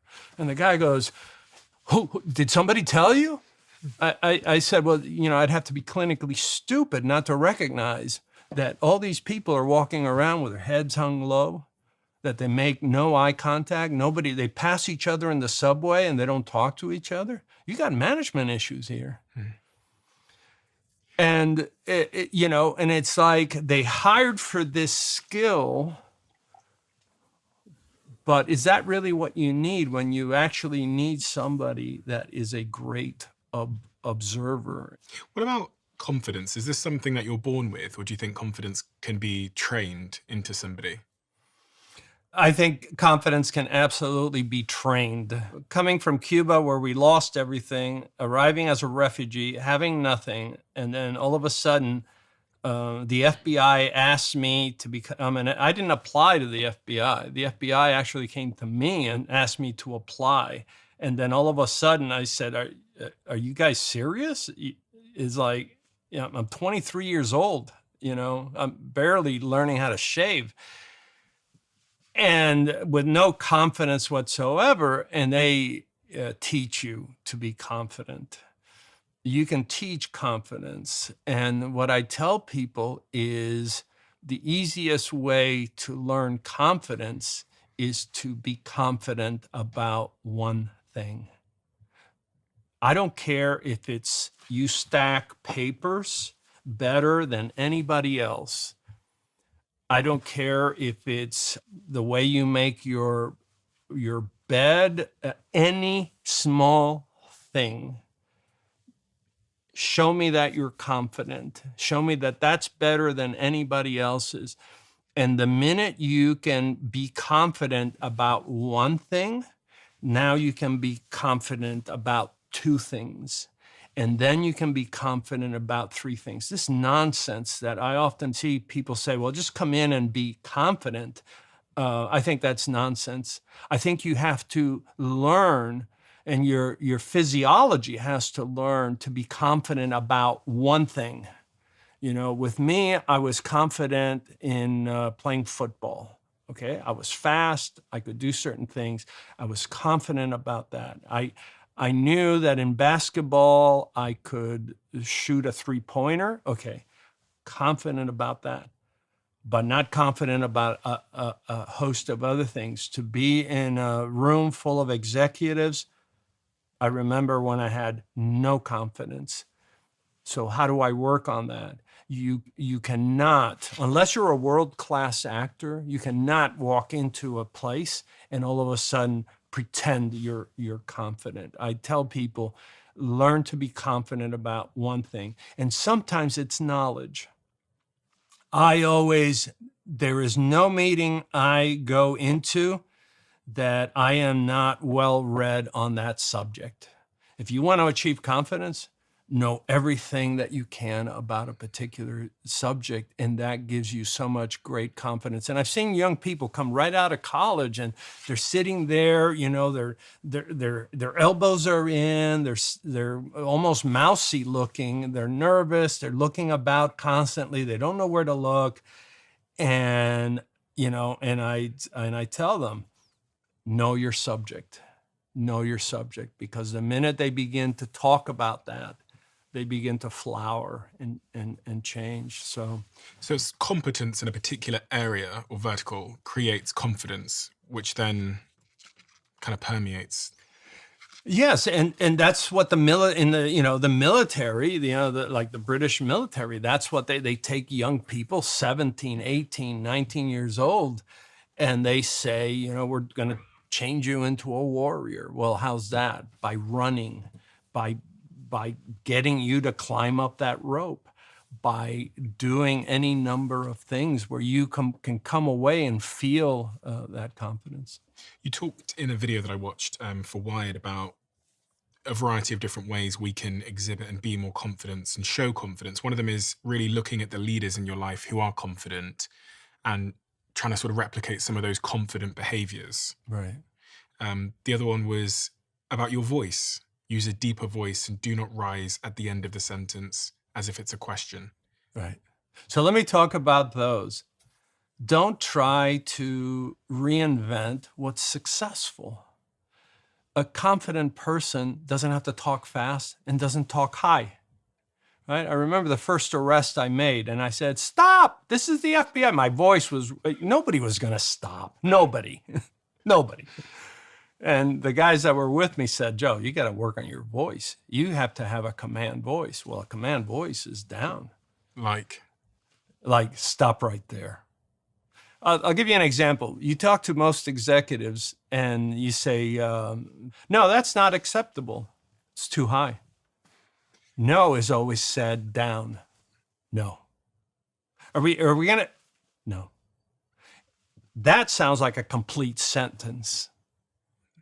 Do you get them to practice saying no? Absolutely. I did it for 10 years. Every February, the guy that Brian Hall, who encouraged me to write one of my books called Louder Than Words, invited me to go to Harvard. And I'll never forget, I had a complete Harvard class. I think there were 76 students, and I had them all saying the word no, no, no, going lower. He had stepped out of the room to take a call. When he came back, he thought I had a cult going on. I said, no, Brian, I'm teaching them the right way, because these are going to be future executives. That you don't say, no. Now that sounds like a complete sentence. No. That's not how it's going to work. And it's always lower. So we work on the words. More importantly, we work on the gestures, how much territory you occupy, because the territory that you occupy, if you're here, sort of like shriveled and tight. You're shriveled. You don't want to be excessive. You don't want to look like a clown, but you want to have the space that you're entitled to. And then I think it's very important to learn to speak in cadence. When you speak in cadence, and I do it, is people listen They have time to process what you're saying, but they can also attach the emotion that goes with it. Who spoke in cadence? Churchill. Martin Luther King. I have a dream that one day this nation will rise up and live out the true meaning of its creed. We hold these truths to be self-evident, that all men are created equal. Powerful. Can you imagine if he stood up there and said, I have one dream that one day might... It's like, who would listen to that? But he was a preacher, and he knew how to command an audience. And when Churchill said, we will fight them in the air, we will fight them on the...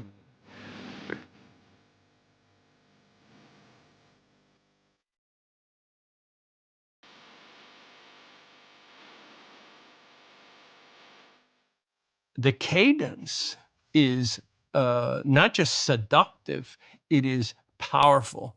And a lot of executives don't know how to use it. They just, I've been to presentations where people just let go. They're not even listening to what's being said. And yet somebody begins to talk to them in cadence and says, this is our offer. It is not final, but for the moment, it is our best offer. Now you're paying attention. You're paying attention not just to what I said, but the emotion behind it. That's a lot better to saying, well, this is not our last offer, but we... There's a real authority when you slow things down just that little bit and provide the gaps. Which goes back to what I said, who controls time, controls. You're establishing control over the theater of the negotiations. They don't teach that. Your hand gestures as well. You've got very complementary hand gestures to what you're saying. Even as you're speaking to me, you just went, who controls time? Controls. Right. And so I'm wondering how our And my gestures... fingers are spread out, establishing how much we care about something. When we fear, our fingers come together. And when we fear a lot, our thumbs tuck in.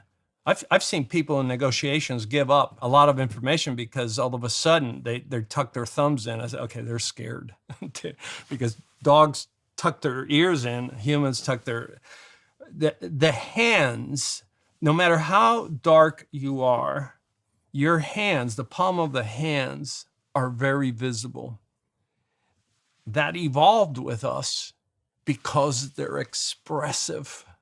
So even in low light, we can use our hands to communicate. The more confident we are, the further our fingers are.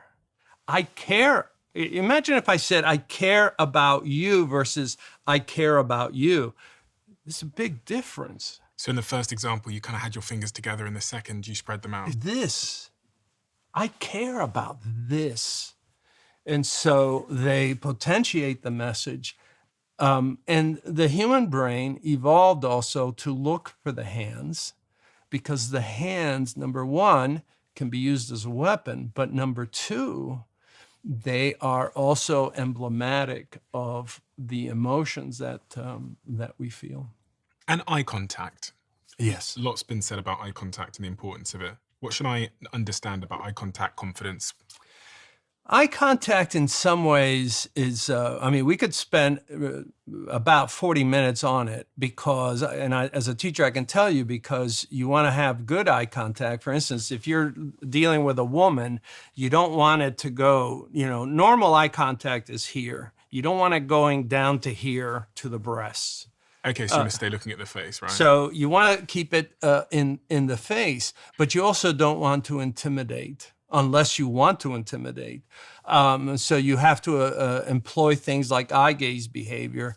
You have to employ things such as looking away. Now, you and I both look away as we're thinking about examples and different things. You can use eye contact for emphasizing. Look how often we use eye contact or our eyes to communicate opinions. Maybe with your partner, you said, what do you think? And immediately they'll look, he or she may look at your partner, not yours specifically, but somebody you live with, and they go, no. Yeah. So with our eyes, we often give our opinions. So in negotiations, it's an important area. One of the things I think a lot about is about rapport building very, very quickly. You know, someone that does this podcast a lot, I sometimes overthink it a little bit, especially when I'm meeting people like you, because I'm like, oh my God, this guy's going to be reading everything about me and da-da-da-da-da. Yes. Yeah, so sometimes I'm like, I think I overthink it when I meet someone like you, a body language expert, someone who's good at behavioral science. I want to talk about rapport building. We actually videoed our interaction today. So when I walked in, and I've got the video here, let me have a look at this, see if we'll put it on the screen for anyone that's watching. But I just want you to analyze my interaction with you when I met you and tell me how it could have been better. All right. Hello, Joe. So first of all, you were waiting for me with arms akimbo, which is I'm in charge, I'm the big guy, and so your arms were here. Yeah, I got it. Okay. But you know, I actually do remember that. I remember thinking, get your hands off your fucking hips. No. But it's fine. This is your domain. I expect this from you in your domain. But one of the things you immediately did was you immediately went around the table and you went forward to shake my hand, right? So one of the things that I say is how much people matter to us is determined by how fast we act. Okay. So the fact that you actually went from there to here and you did it immediately, it demonstrates that you care. As early as 11 months, a baby will recognize individuals or even inanimate objects that care just based on how quickly they move. Towards them? Or Towards them, Okay. to do something for them. Okay. It's called a pro-social act. And babies as young as 11 months recognize that. So this is something that it doesn't surprise me because you've been successful. The success is, for me, is measured on how well people get along with others. So, thank you for the way. Appreciate you. Thank you. No problem. You're very, very smart. You look like someone who worked in the FBI. It's the FBI uniform. This is the... Will I be mic'd or it's just this? Just that one. Just that one? Perfect. Okay. You said something charming about how I was dressed, which I appreciated. This is always a good reminder to me of how old I look now. And the only note that I would add is I would have remained standing a little longer. Okay. And then made sure that, as I'm sitting, then you sit at the same time. Okay, so invite you to sit and sit with you. At the same time, rather than allow me to all now, if you can see in that instance, I'm actually still over you while you're already seated. That is, in negotiations, that would be, as we say, contraindicated. What does that mean? It is. It's a no-no. Okay. It's a big word. It's a big word for Steve. Don't do that. Okay. What about taking notes? This is something that I've started doing actually in the last 6 months when I'm in meetings in my companies in the UK.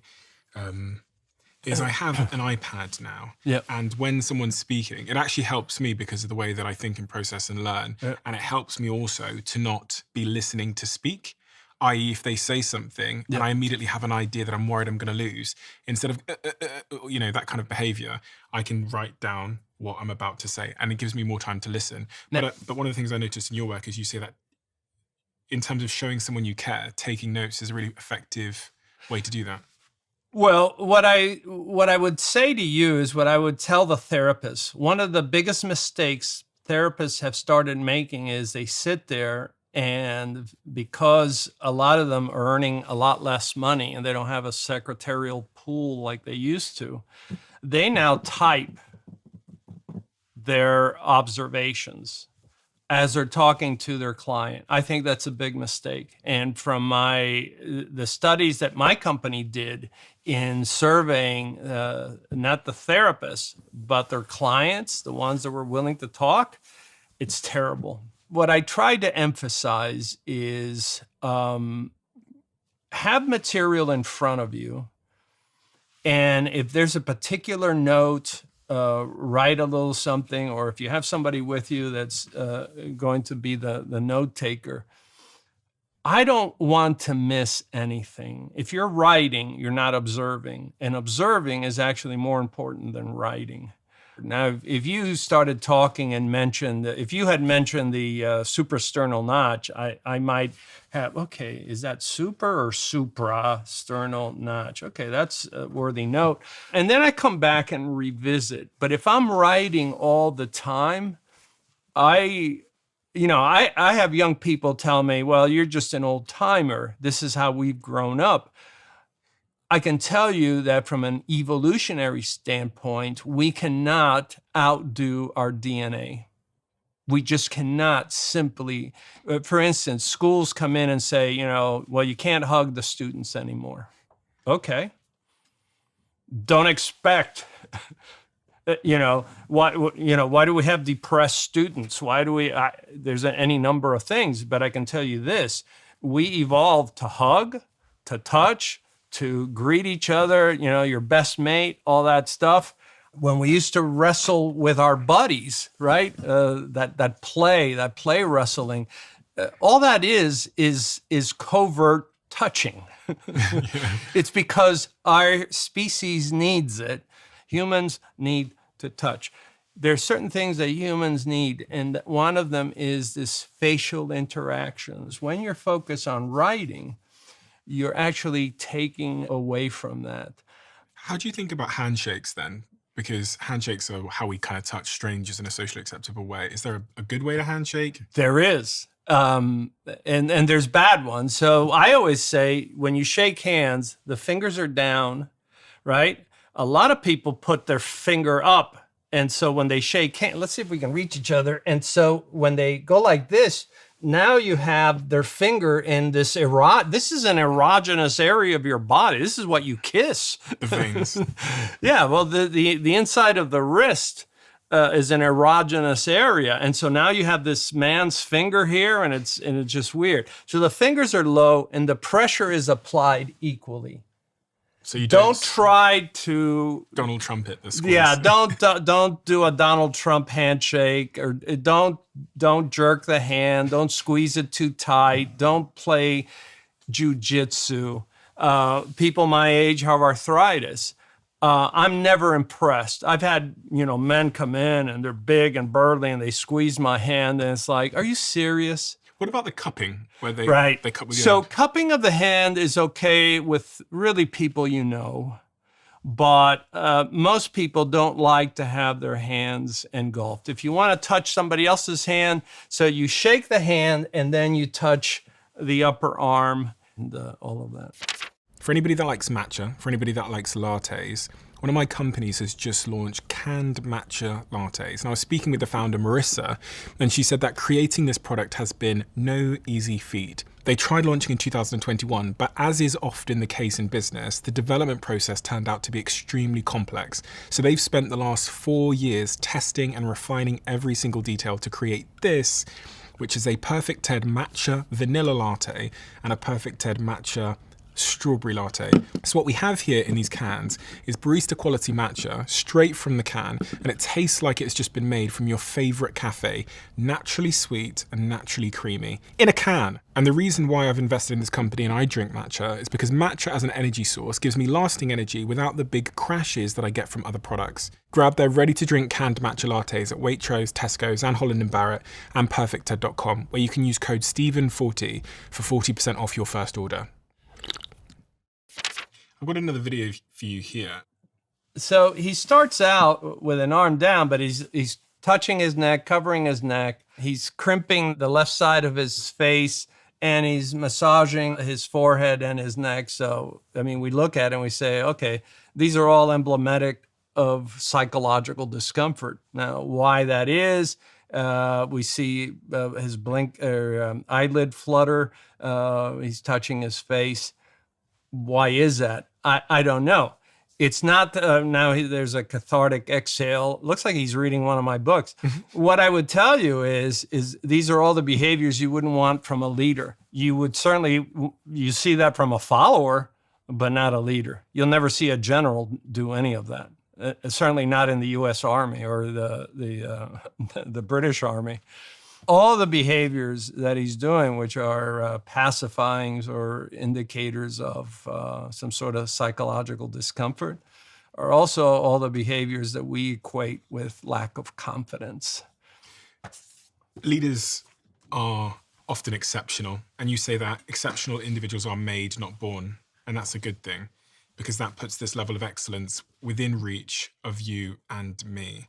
And you've identified several traits that make someone an exceptional person. Yeah.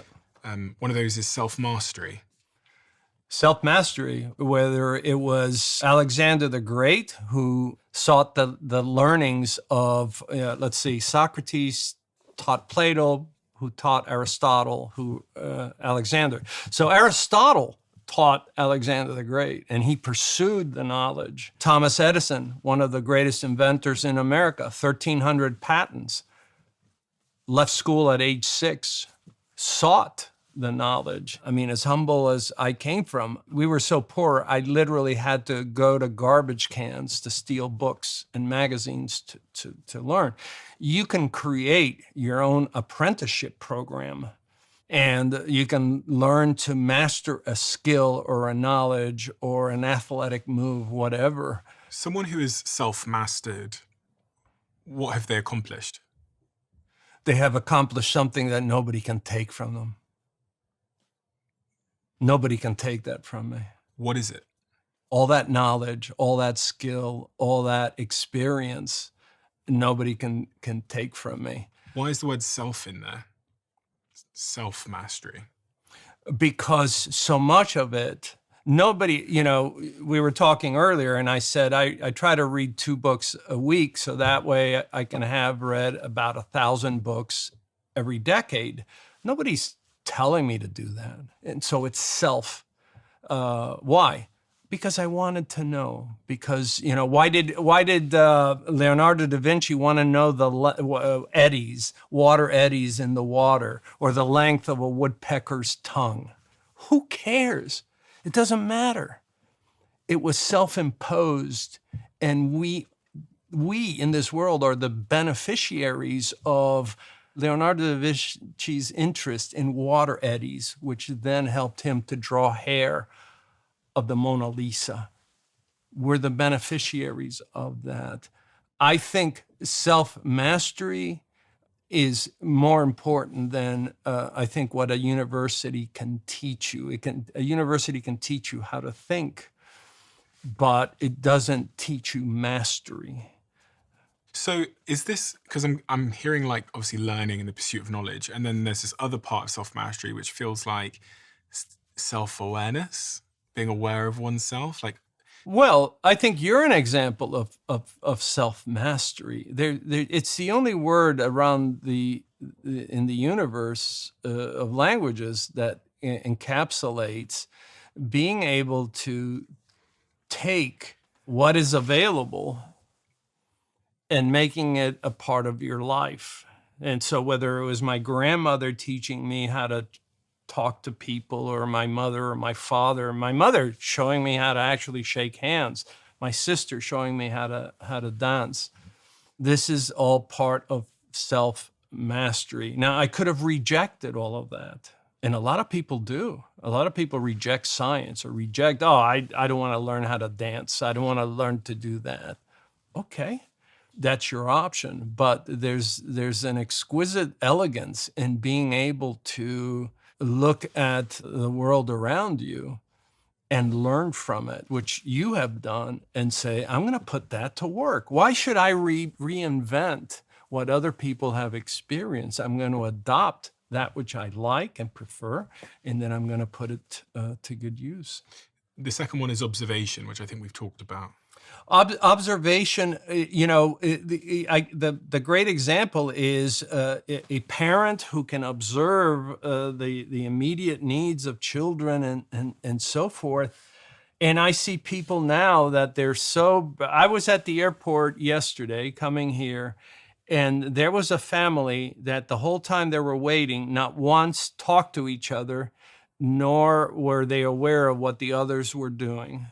I find that difficult because when my daughter was growing up, I never took my eyes off of her. I see people on their devices, as this whole family was, and they're missing out on a lot of things, a lot of information. The great inventions are made through observation. The Velcro, do you know the story of Velcro? No. In the middle of World War II, a Swiss guy goes up in the mountains and comes back hiking, right? And he looks at his socks and he says, man, these chiggers, these little... Is it a plant? Yeah, it's just the little seedlings that they give off that stick to things. Here in America, we call them stickers. There's all sorts of names. And he looks at it under a microscope and he notices that they don't just stick out, they're actually curved. And in curving, they get stuck on everything. So he says, I'll just invent this. Now, what's interesting, we talk about observation, is he had seen this one time. How many millions of people had seen it? But it's the observer that can capitalize on that. And that's why I tell executives, when you hire good observers, because they're going to save you. They're the ones that are going to say, hey, I'm seeing some trends here that are bad. So observation is key. And then we transition right into the next one is, most people think communication is just about words. And communication is principally, most effectively, and most influential a nonverbal across every culture. And the misconception that words triumph over nonverbals, go to a funeral. Go to a funeral and see how well words work versus putting your arm around somebody and let them sob on your shoulder. It's the primary means by which we communicate. It's the primary means by which we show we care, and it's the primary means by which we show empathy. The fourth one is action, and for me, it really links to both the second point, which was observation, but also to your story about Velcro, because there must have been many people that thought, oh my God, that thing's sticking to me. And they did nothing. Maybe even some people who thought, oh, that could be useful. But then the hard part often is doing something about it. It's the action. Is doing something, as I talk in the book, Be Exceptional. Do something that is pro-social or beneficial, but don't wait, right? The worst thing we can do, if you want to let people know that you don't care, take your time. And this happens all the time. You go to a counter, you walk up to a counter and say, hey, I'd love some help with this, and then they just, well, I don't know. Let me check in the back, and they take their time walking to the back, and then they take time walking back. You might as well be shouting, I don't care. What I tell managers is, that's your responsibility. Why did you hire someone who can't move at the speed of light? Because movement is equated with caring. So if that's their attitude, you might as well have a sign that says, I don't care. Now, you could say, well, maybe they have a mobility problem. Fine, front it. I'd say, you know what? It's going to take me a minute because I just had my hip replaced, but I'm going to address it right now. We can forgive. But when we don't show we care by action, that is so immediate. And the fifth one is psychological comfort. And you write in the book that this is the most powerful strength humans possess. Absolutely. What's interesting about humans in the years that I've studied them is that humans don't seek perfection. The baby doesn't care if it's sucking its own thumb or the twin sister's thumb. They interchangeable is like, humans don't seek perfection. What we seek is psychological comfort. And whoever provides that is the soonest winner. It is as simple as that. If you can, you're too young, but I remember when computers came out and they were in ugly boxes and they were in ugly stores and they were behind the counter and they were ugly. Steve Jobs comes around and says, no, we're going to put them on these lab tables like we have, and we're going to make them accessible. So this mysterious device that is such a ugly word that you forget that people hated computers so much, they used to come in at night and cut the cords. That's how scared people were of computing. And he went from 4% shares of the computer market to whatever it is now, 67 or whatever the number is. Why? Psychological comfort. And I tell this to businessmen. When you're negotiating, what you're negotiating for is, can you create enough psychological comfort that the other person can live with that? So that I can feel, okay, maybe I didn't get everything I wanted, but for this period in time, I can live with that, psychological comfort. I can go back to the board and report that this was the best that I can do, and so forth. Aim for psychological comfort. And how does one go about creating psychological comfort in any context? You started it today. You welcomed me in, and then you said, what would you like to drink? Would you like some water? Would you like some tea? Would you like some coffee? Mm-hmm. That begins the process of psychological comfort. We're in a quiet environment. Less noise, more psychological comfort. Less lighting, it doesn't hurt the eyes. Anything that starts at a biological, physiological, and then cognitive level. So psychological comfort, we're negotiating. So you want to offer $3,000, I think I'm worth $6,000. So how do we achieve that? Well, I'm going to let you tell me your side of why you can only provide $3,000, and I'm going to provide you my side. Okay. The fact that we actually get to tell our story begins the process of psychological comfort. Now, in the end, I may have to abide by that because there's only so much money. And if it's not in the budget, it's not in the budget. But there may be some things that you can add to say, look, this is all we have at this time, but we're going to reevaluate this in 3 months. And if we can then, depending on earnings, get you another $500 a month, we will do it then. We do it incrementally, but always thinking about what provides psychological comfort. Being harsh, being indignant, not being attentive to needs, wants, desires, and even preferences creates psychological discomfort. In 2009, you wrote a book called Narcissists Among Us. Yes. And earlier on you said that roughly 2% of people are narcissists, but then 25% of CEOs? Or 22%, as high as 22% of CEOs have narcissistic traits, yes. Okay. And if someone's dealing with a narcissist, what do they have to do in order to manage that situation? Because according to those numbers, roughly like 98% of people aren't narcissists, but probably will deal with them in their lifetime. And then, a significant amount of people work with them. Yeah. Even though they account for 2% of the population, we will work with or for somebody like that. So what we have to keep in mind, well, what do we mean by narcissist? We're not talking about the person that looks in the mirror and likes to splash on cologne and comb their hair. This is a person that overvalues themselves but has to devalue others.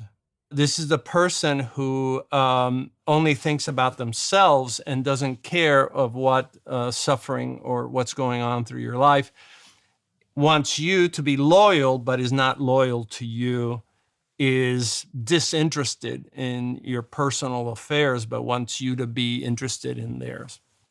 There is your malignant narcissist. Oh, and by the way, they inherently tell lies, but expect you to tell the truth to them. Now, the effect is, well, if they're only 2% of the population, but we see them in a lot of corporations, we're going to work for them, then, how do we get along? Well, first is recognizing that they're going to devalue us. Now, sometimes they devalue you by not inviting you to meetings or sharing information, but many times it's by the way they treat you, yelling at you, being disparaging. I mean, I have some things that are horrific. So what do we do when we have people like that? Number one is recognize what you're dealing with. And that's why I wrote the Dangerous Personalities, because I have these robust checklists in there, which have been tested many times. So you can see, oh, wow, out of 125 things, this person has 75 of these traits. You've got a problem. But now here's the thing. When we live with somebody like this, let's say they can be very charming, but then they turn on you and they become who they really are.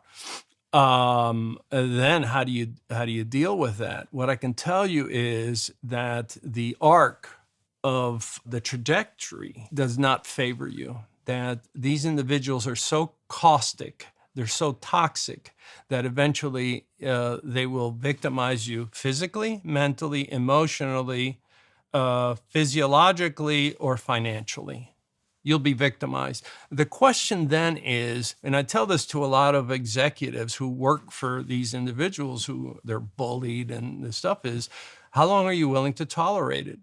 If you can set a number and say 6 months or a year, okay, but then do something, because you will pay a price. There's a great book called The Body Keeps the Score. Yeah. The body will definitely keep the score. You will pay a price for being in the proximity of a toxic individual. And if you become that person's chew toy, you will suffer immensely. And so I say, there's no pill to cure them. There is nothing you can do to make them like you. They expect no loyalty. Try to get out as soon as you can. And that's the only advice that, obviously I'm not a clinician, but I think most clinicians, if they're honest, will say, you got to get out of there. This is not tolerable. So don't try and win in any respect. Don't try and... I don't think you can win. First of all, these individuals are severely flawed of character. They have no introspection. They see themselves as perfect. They don't see any imperfection in themselves. And so because they're flawed of character, you cannot expect normal behaviors from them. And so why expose yourself to them? They will be like that all their lives. There's a particular chapter where you say, 1 is bad, 2 is terrible, 3 is lethal. Oh, people, I get this question all the time. Well, can you have multiple traits? Yes. You can be pathologically narcissistic, so you overvalue yourself, and you can also have traits of the paranoid personality, where that you are very rigid in your thinking and you're always suspicious of everybody's intentions. In history, you look at Hitler. Hitler was pathologically, he was a malignant narcissist. He was clinically paranoid. Who did he fear? Minorities, the Roma, what was then called the Gypsies, and of course, the Jewish people. That is clinical paranoia, and he was a psychopath. Okay, let's just lay that out there. What is psychopathy? Psychopathy is where you have no remorse, no empathy, no conscience. You can do whatever you want, and you sleep well at night. There, that's your Robert Hare, the researcher, is the best one that defines psychopathy. Hitler had it all. There's a thin line probably there between like narcissism and self-belief. Because when you're describing narcissism, you're talking about like over-importance, like really believing one's important. Yeah. And it sounds somewhat like someone who is extremely self-believing. Well, narcissism, by the way, narcissism, which has been studied since the 1950s, we now have a narcissistic society like we never did before. We see it in the way we talk about ourselves more than anything. We get on TikTok and other forums and we espouse all sorts of things. And so we're way more narcissistic now than in the 1950s. They look at even the words we use. Now we use the word me and I more than we did in the 1950s. We used to say we and ours. Now we say me and I. And the true narcissist has a belief system that is so corrupt. They're truly flawed of character. And they not only have the traits of narcissism, but they truly believe how they see themselves as infallible, as I only have the answers. I'm the person that can make us great again. And I know what you're going to ask me next. No, I'm not going to ask you that. Thank you. Thank you. But if the traits fit, then, what I tell people is, whether you're going into an organization or if you're looking at who's leading your country, ask yourself, do they have these traits? And if they have the traits, then it's not a difficult equation. Psychology is, especially when it comes to people flawed of character, is not that difficult. Do I want to work for somebody that values me or someone that devalues others? And you start with that. In all these decades of you doing all these incredible things, hunting terrorists, spies, aerial surveillance, working in partnership with the SAS, interviewing people, chasing down terrorists, how has it changed you as a human being? How has it shifted your perception of human behavior and what it is to be a human and meaning and all of these bigger questions of life? I've never been asked that question. So thank you for asking a most profound question. I guess the best answer is that I learned a piecemeal, and I'm glad I learned piecemeal. And by that, I mean that my first homicide was just a regular homicide that I responded to. My first suicide, which was a police officer, was, it was in increments. I think if I had been presented with everything that I had been presented with all at once, I think I would have had a mental breakdown. I'm glad that it was episodic, that I was able to learn from each. And what I have learned is, number one, that who were most of the people that I talked to? The majority were witnesses or victims. And these were nice people. They were kind people. Some of the nicest people were these poor farmers out in Arizona. They grow cotton. They don't earn very much. They're good people. You learn that everything you're doing in law enforcement is really for them. Later on when I got into counterespionage, and now you're dealing with nation states and the equities of different nations, and each country has their own priorities. But you realize that when you're dealing with extremists, and they have their own belief system, and there's nothing really you can do to change them. But we also have our belief systems, and you have to realize, okay, I can't fix all the problems. As a law enforcement agent, I can only attend to that which I can help or resolve or so forth. I couldn't find all the suspects that either raped or killed or bombed. I was at Brigham Young University when a girl was abducted by a serial killer. And to this day, I am in pain that I was on duty that night when she was abducted. I still feel it. And these things, they weigh on you. But I'm also when I get with students, I mentor people. I mentor a lot of executives, but I also mentor young people who are curious. And I see the eagerness in which they pursue life and knowledge, and that gives me great hope. Why are you still in pain? about being on duty that night? Because you can't get it out of you. I can't get the smell of.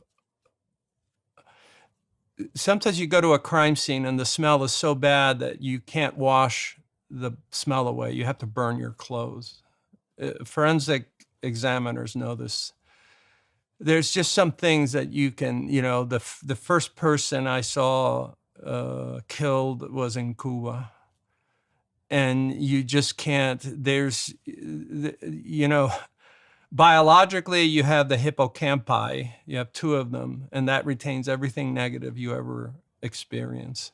That's why you can't take a pill for post-traumatic stress, because the hippocampi make sure that the first time you burn yourself, touching that stove doesn't occur again. So all things negative are retained, sometimes forever, but usually around a decade. But I'm also enlightened by the fact that people still pursue good things. I hear from people who work with dogs or who work with the handicapped with no expectation of any reward. And I think most people have a good heart, a kind heart. And so I try to focus on those people that I met, which gave me the examples for be exceptional. That woman in Brazil who at the age of 6 became blind, she went on to have 12 children.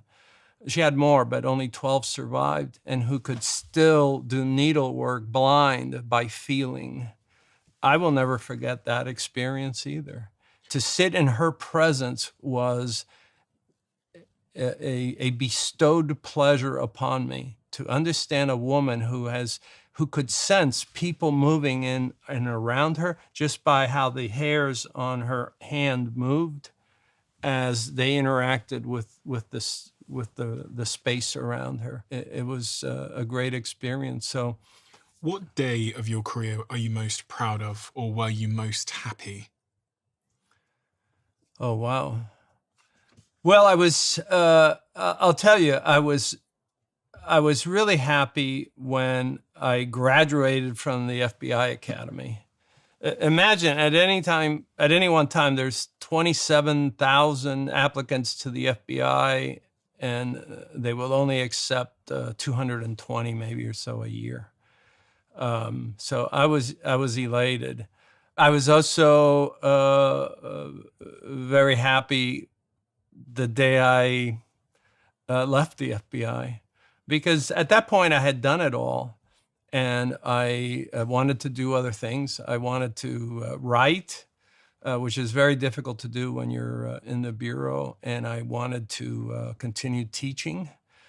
Yeah, so I think those two events were, when it comes to a career, was good times in my life.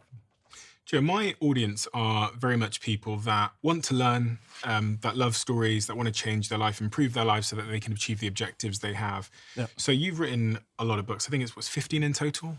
Well, 14 published. The 15th comes out next year. Yep. So my last question then is, of everything in the 14, pending 15 books that you've written, yes, and everything you've learned, what is the most important thing that I didn't ask you about that would be helpful to somebody who's looking to improve their life, their communication skills, their body language, to be more effective in the pursuit of their goals, that I should have asked you about? Well, I hate to ruin this for you, but I think you asked really, in however many minutes or hours we've been doing this, a lot of great questions. And I think in your questions, the essence is, what is the importance of connecting? Your audience are all in the people business. I mean, unless they're working as they write code, but even we're all in the people business. And what your questions really circled around is, what's the importance of connecting? What's the importance of connecting properly? And then how do we maintain those connections? And we've talked about this, the importance of nonverbals to communicate. I trust you, I value you, I care about you, and all of that, but then creating that psychological comfort that allows us to then have this long time together, that relationships are invaluable. I think that's the greatest lesson. Every time I go anywhere, I say, we are in the people business. And I think you are exemplary in demonstrating what you can achieve if only you have that. That's a great compliment. Thank you so much. We have a closing tradition where the last guest leaves a question for the next guest, not knowing who they're leaving it for. And the question that's been left for you is, interesting. What do people say that they like about you? I think that one is easy. And it's easy because I hear it so often, and they say, you're so approachable. I think they see pictures of me, you know, where I'm looking sternly, or they think an FBI agent, and wherever I go around the world, they say, well, you look so average, you look approachable. And I've always tried to make myself approachable. Whether you're a student, whether you are the security guard or whatever, I am always accessible. I'm always approachable, and I treat everybody the same. Joe, thank you. It's a really interesting time that we're living in. We talked about it a bit before we started rolling. We're more digital than ever before. We're living behind screens, and connection is somewhat of a lost art. Yeah. And that's why people are so, I think, in part, so keen to learn more about how to connect better, how to not be misunderstood, and how to communicate how they truly feel, because it's not something that now comes naturally to this digital from birth generation. Right. And that's something that I think your work does so profoundly. It kind of brings us back to what it is to be human. That through line of anthropology and understanding our evolution and where it all came from as well is the reinforcer of everything that you say. And it's incredibly important. And it's so incredibly resonant. I've seen it across the videos that you've been in and the interviews that you've done. They're just so unbelievably resonant. And that's because people are so thirsty for this information. And many of the problems I think we often find in our lives stem from being ineffective at communicating to someone else how we feel and what we truly think. Maybe because we haven't learned, but also maybe we're learning another behavior.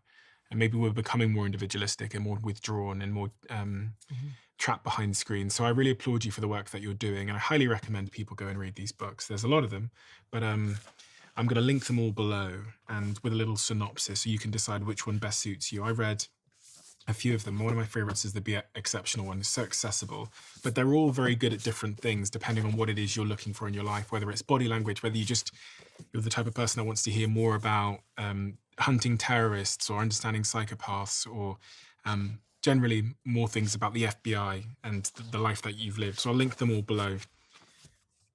Is there anything we've missed?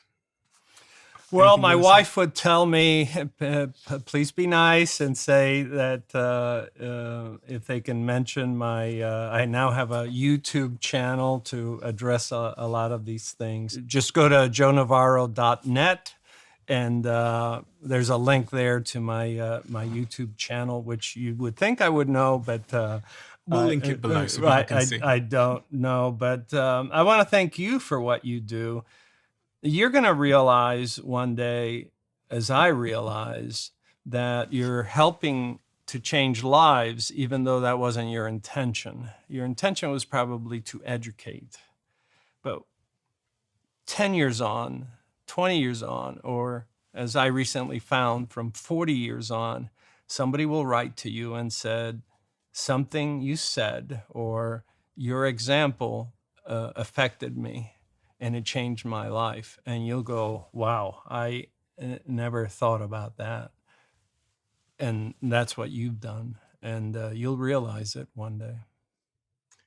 Thank you. I mean, it's what you're doing too.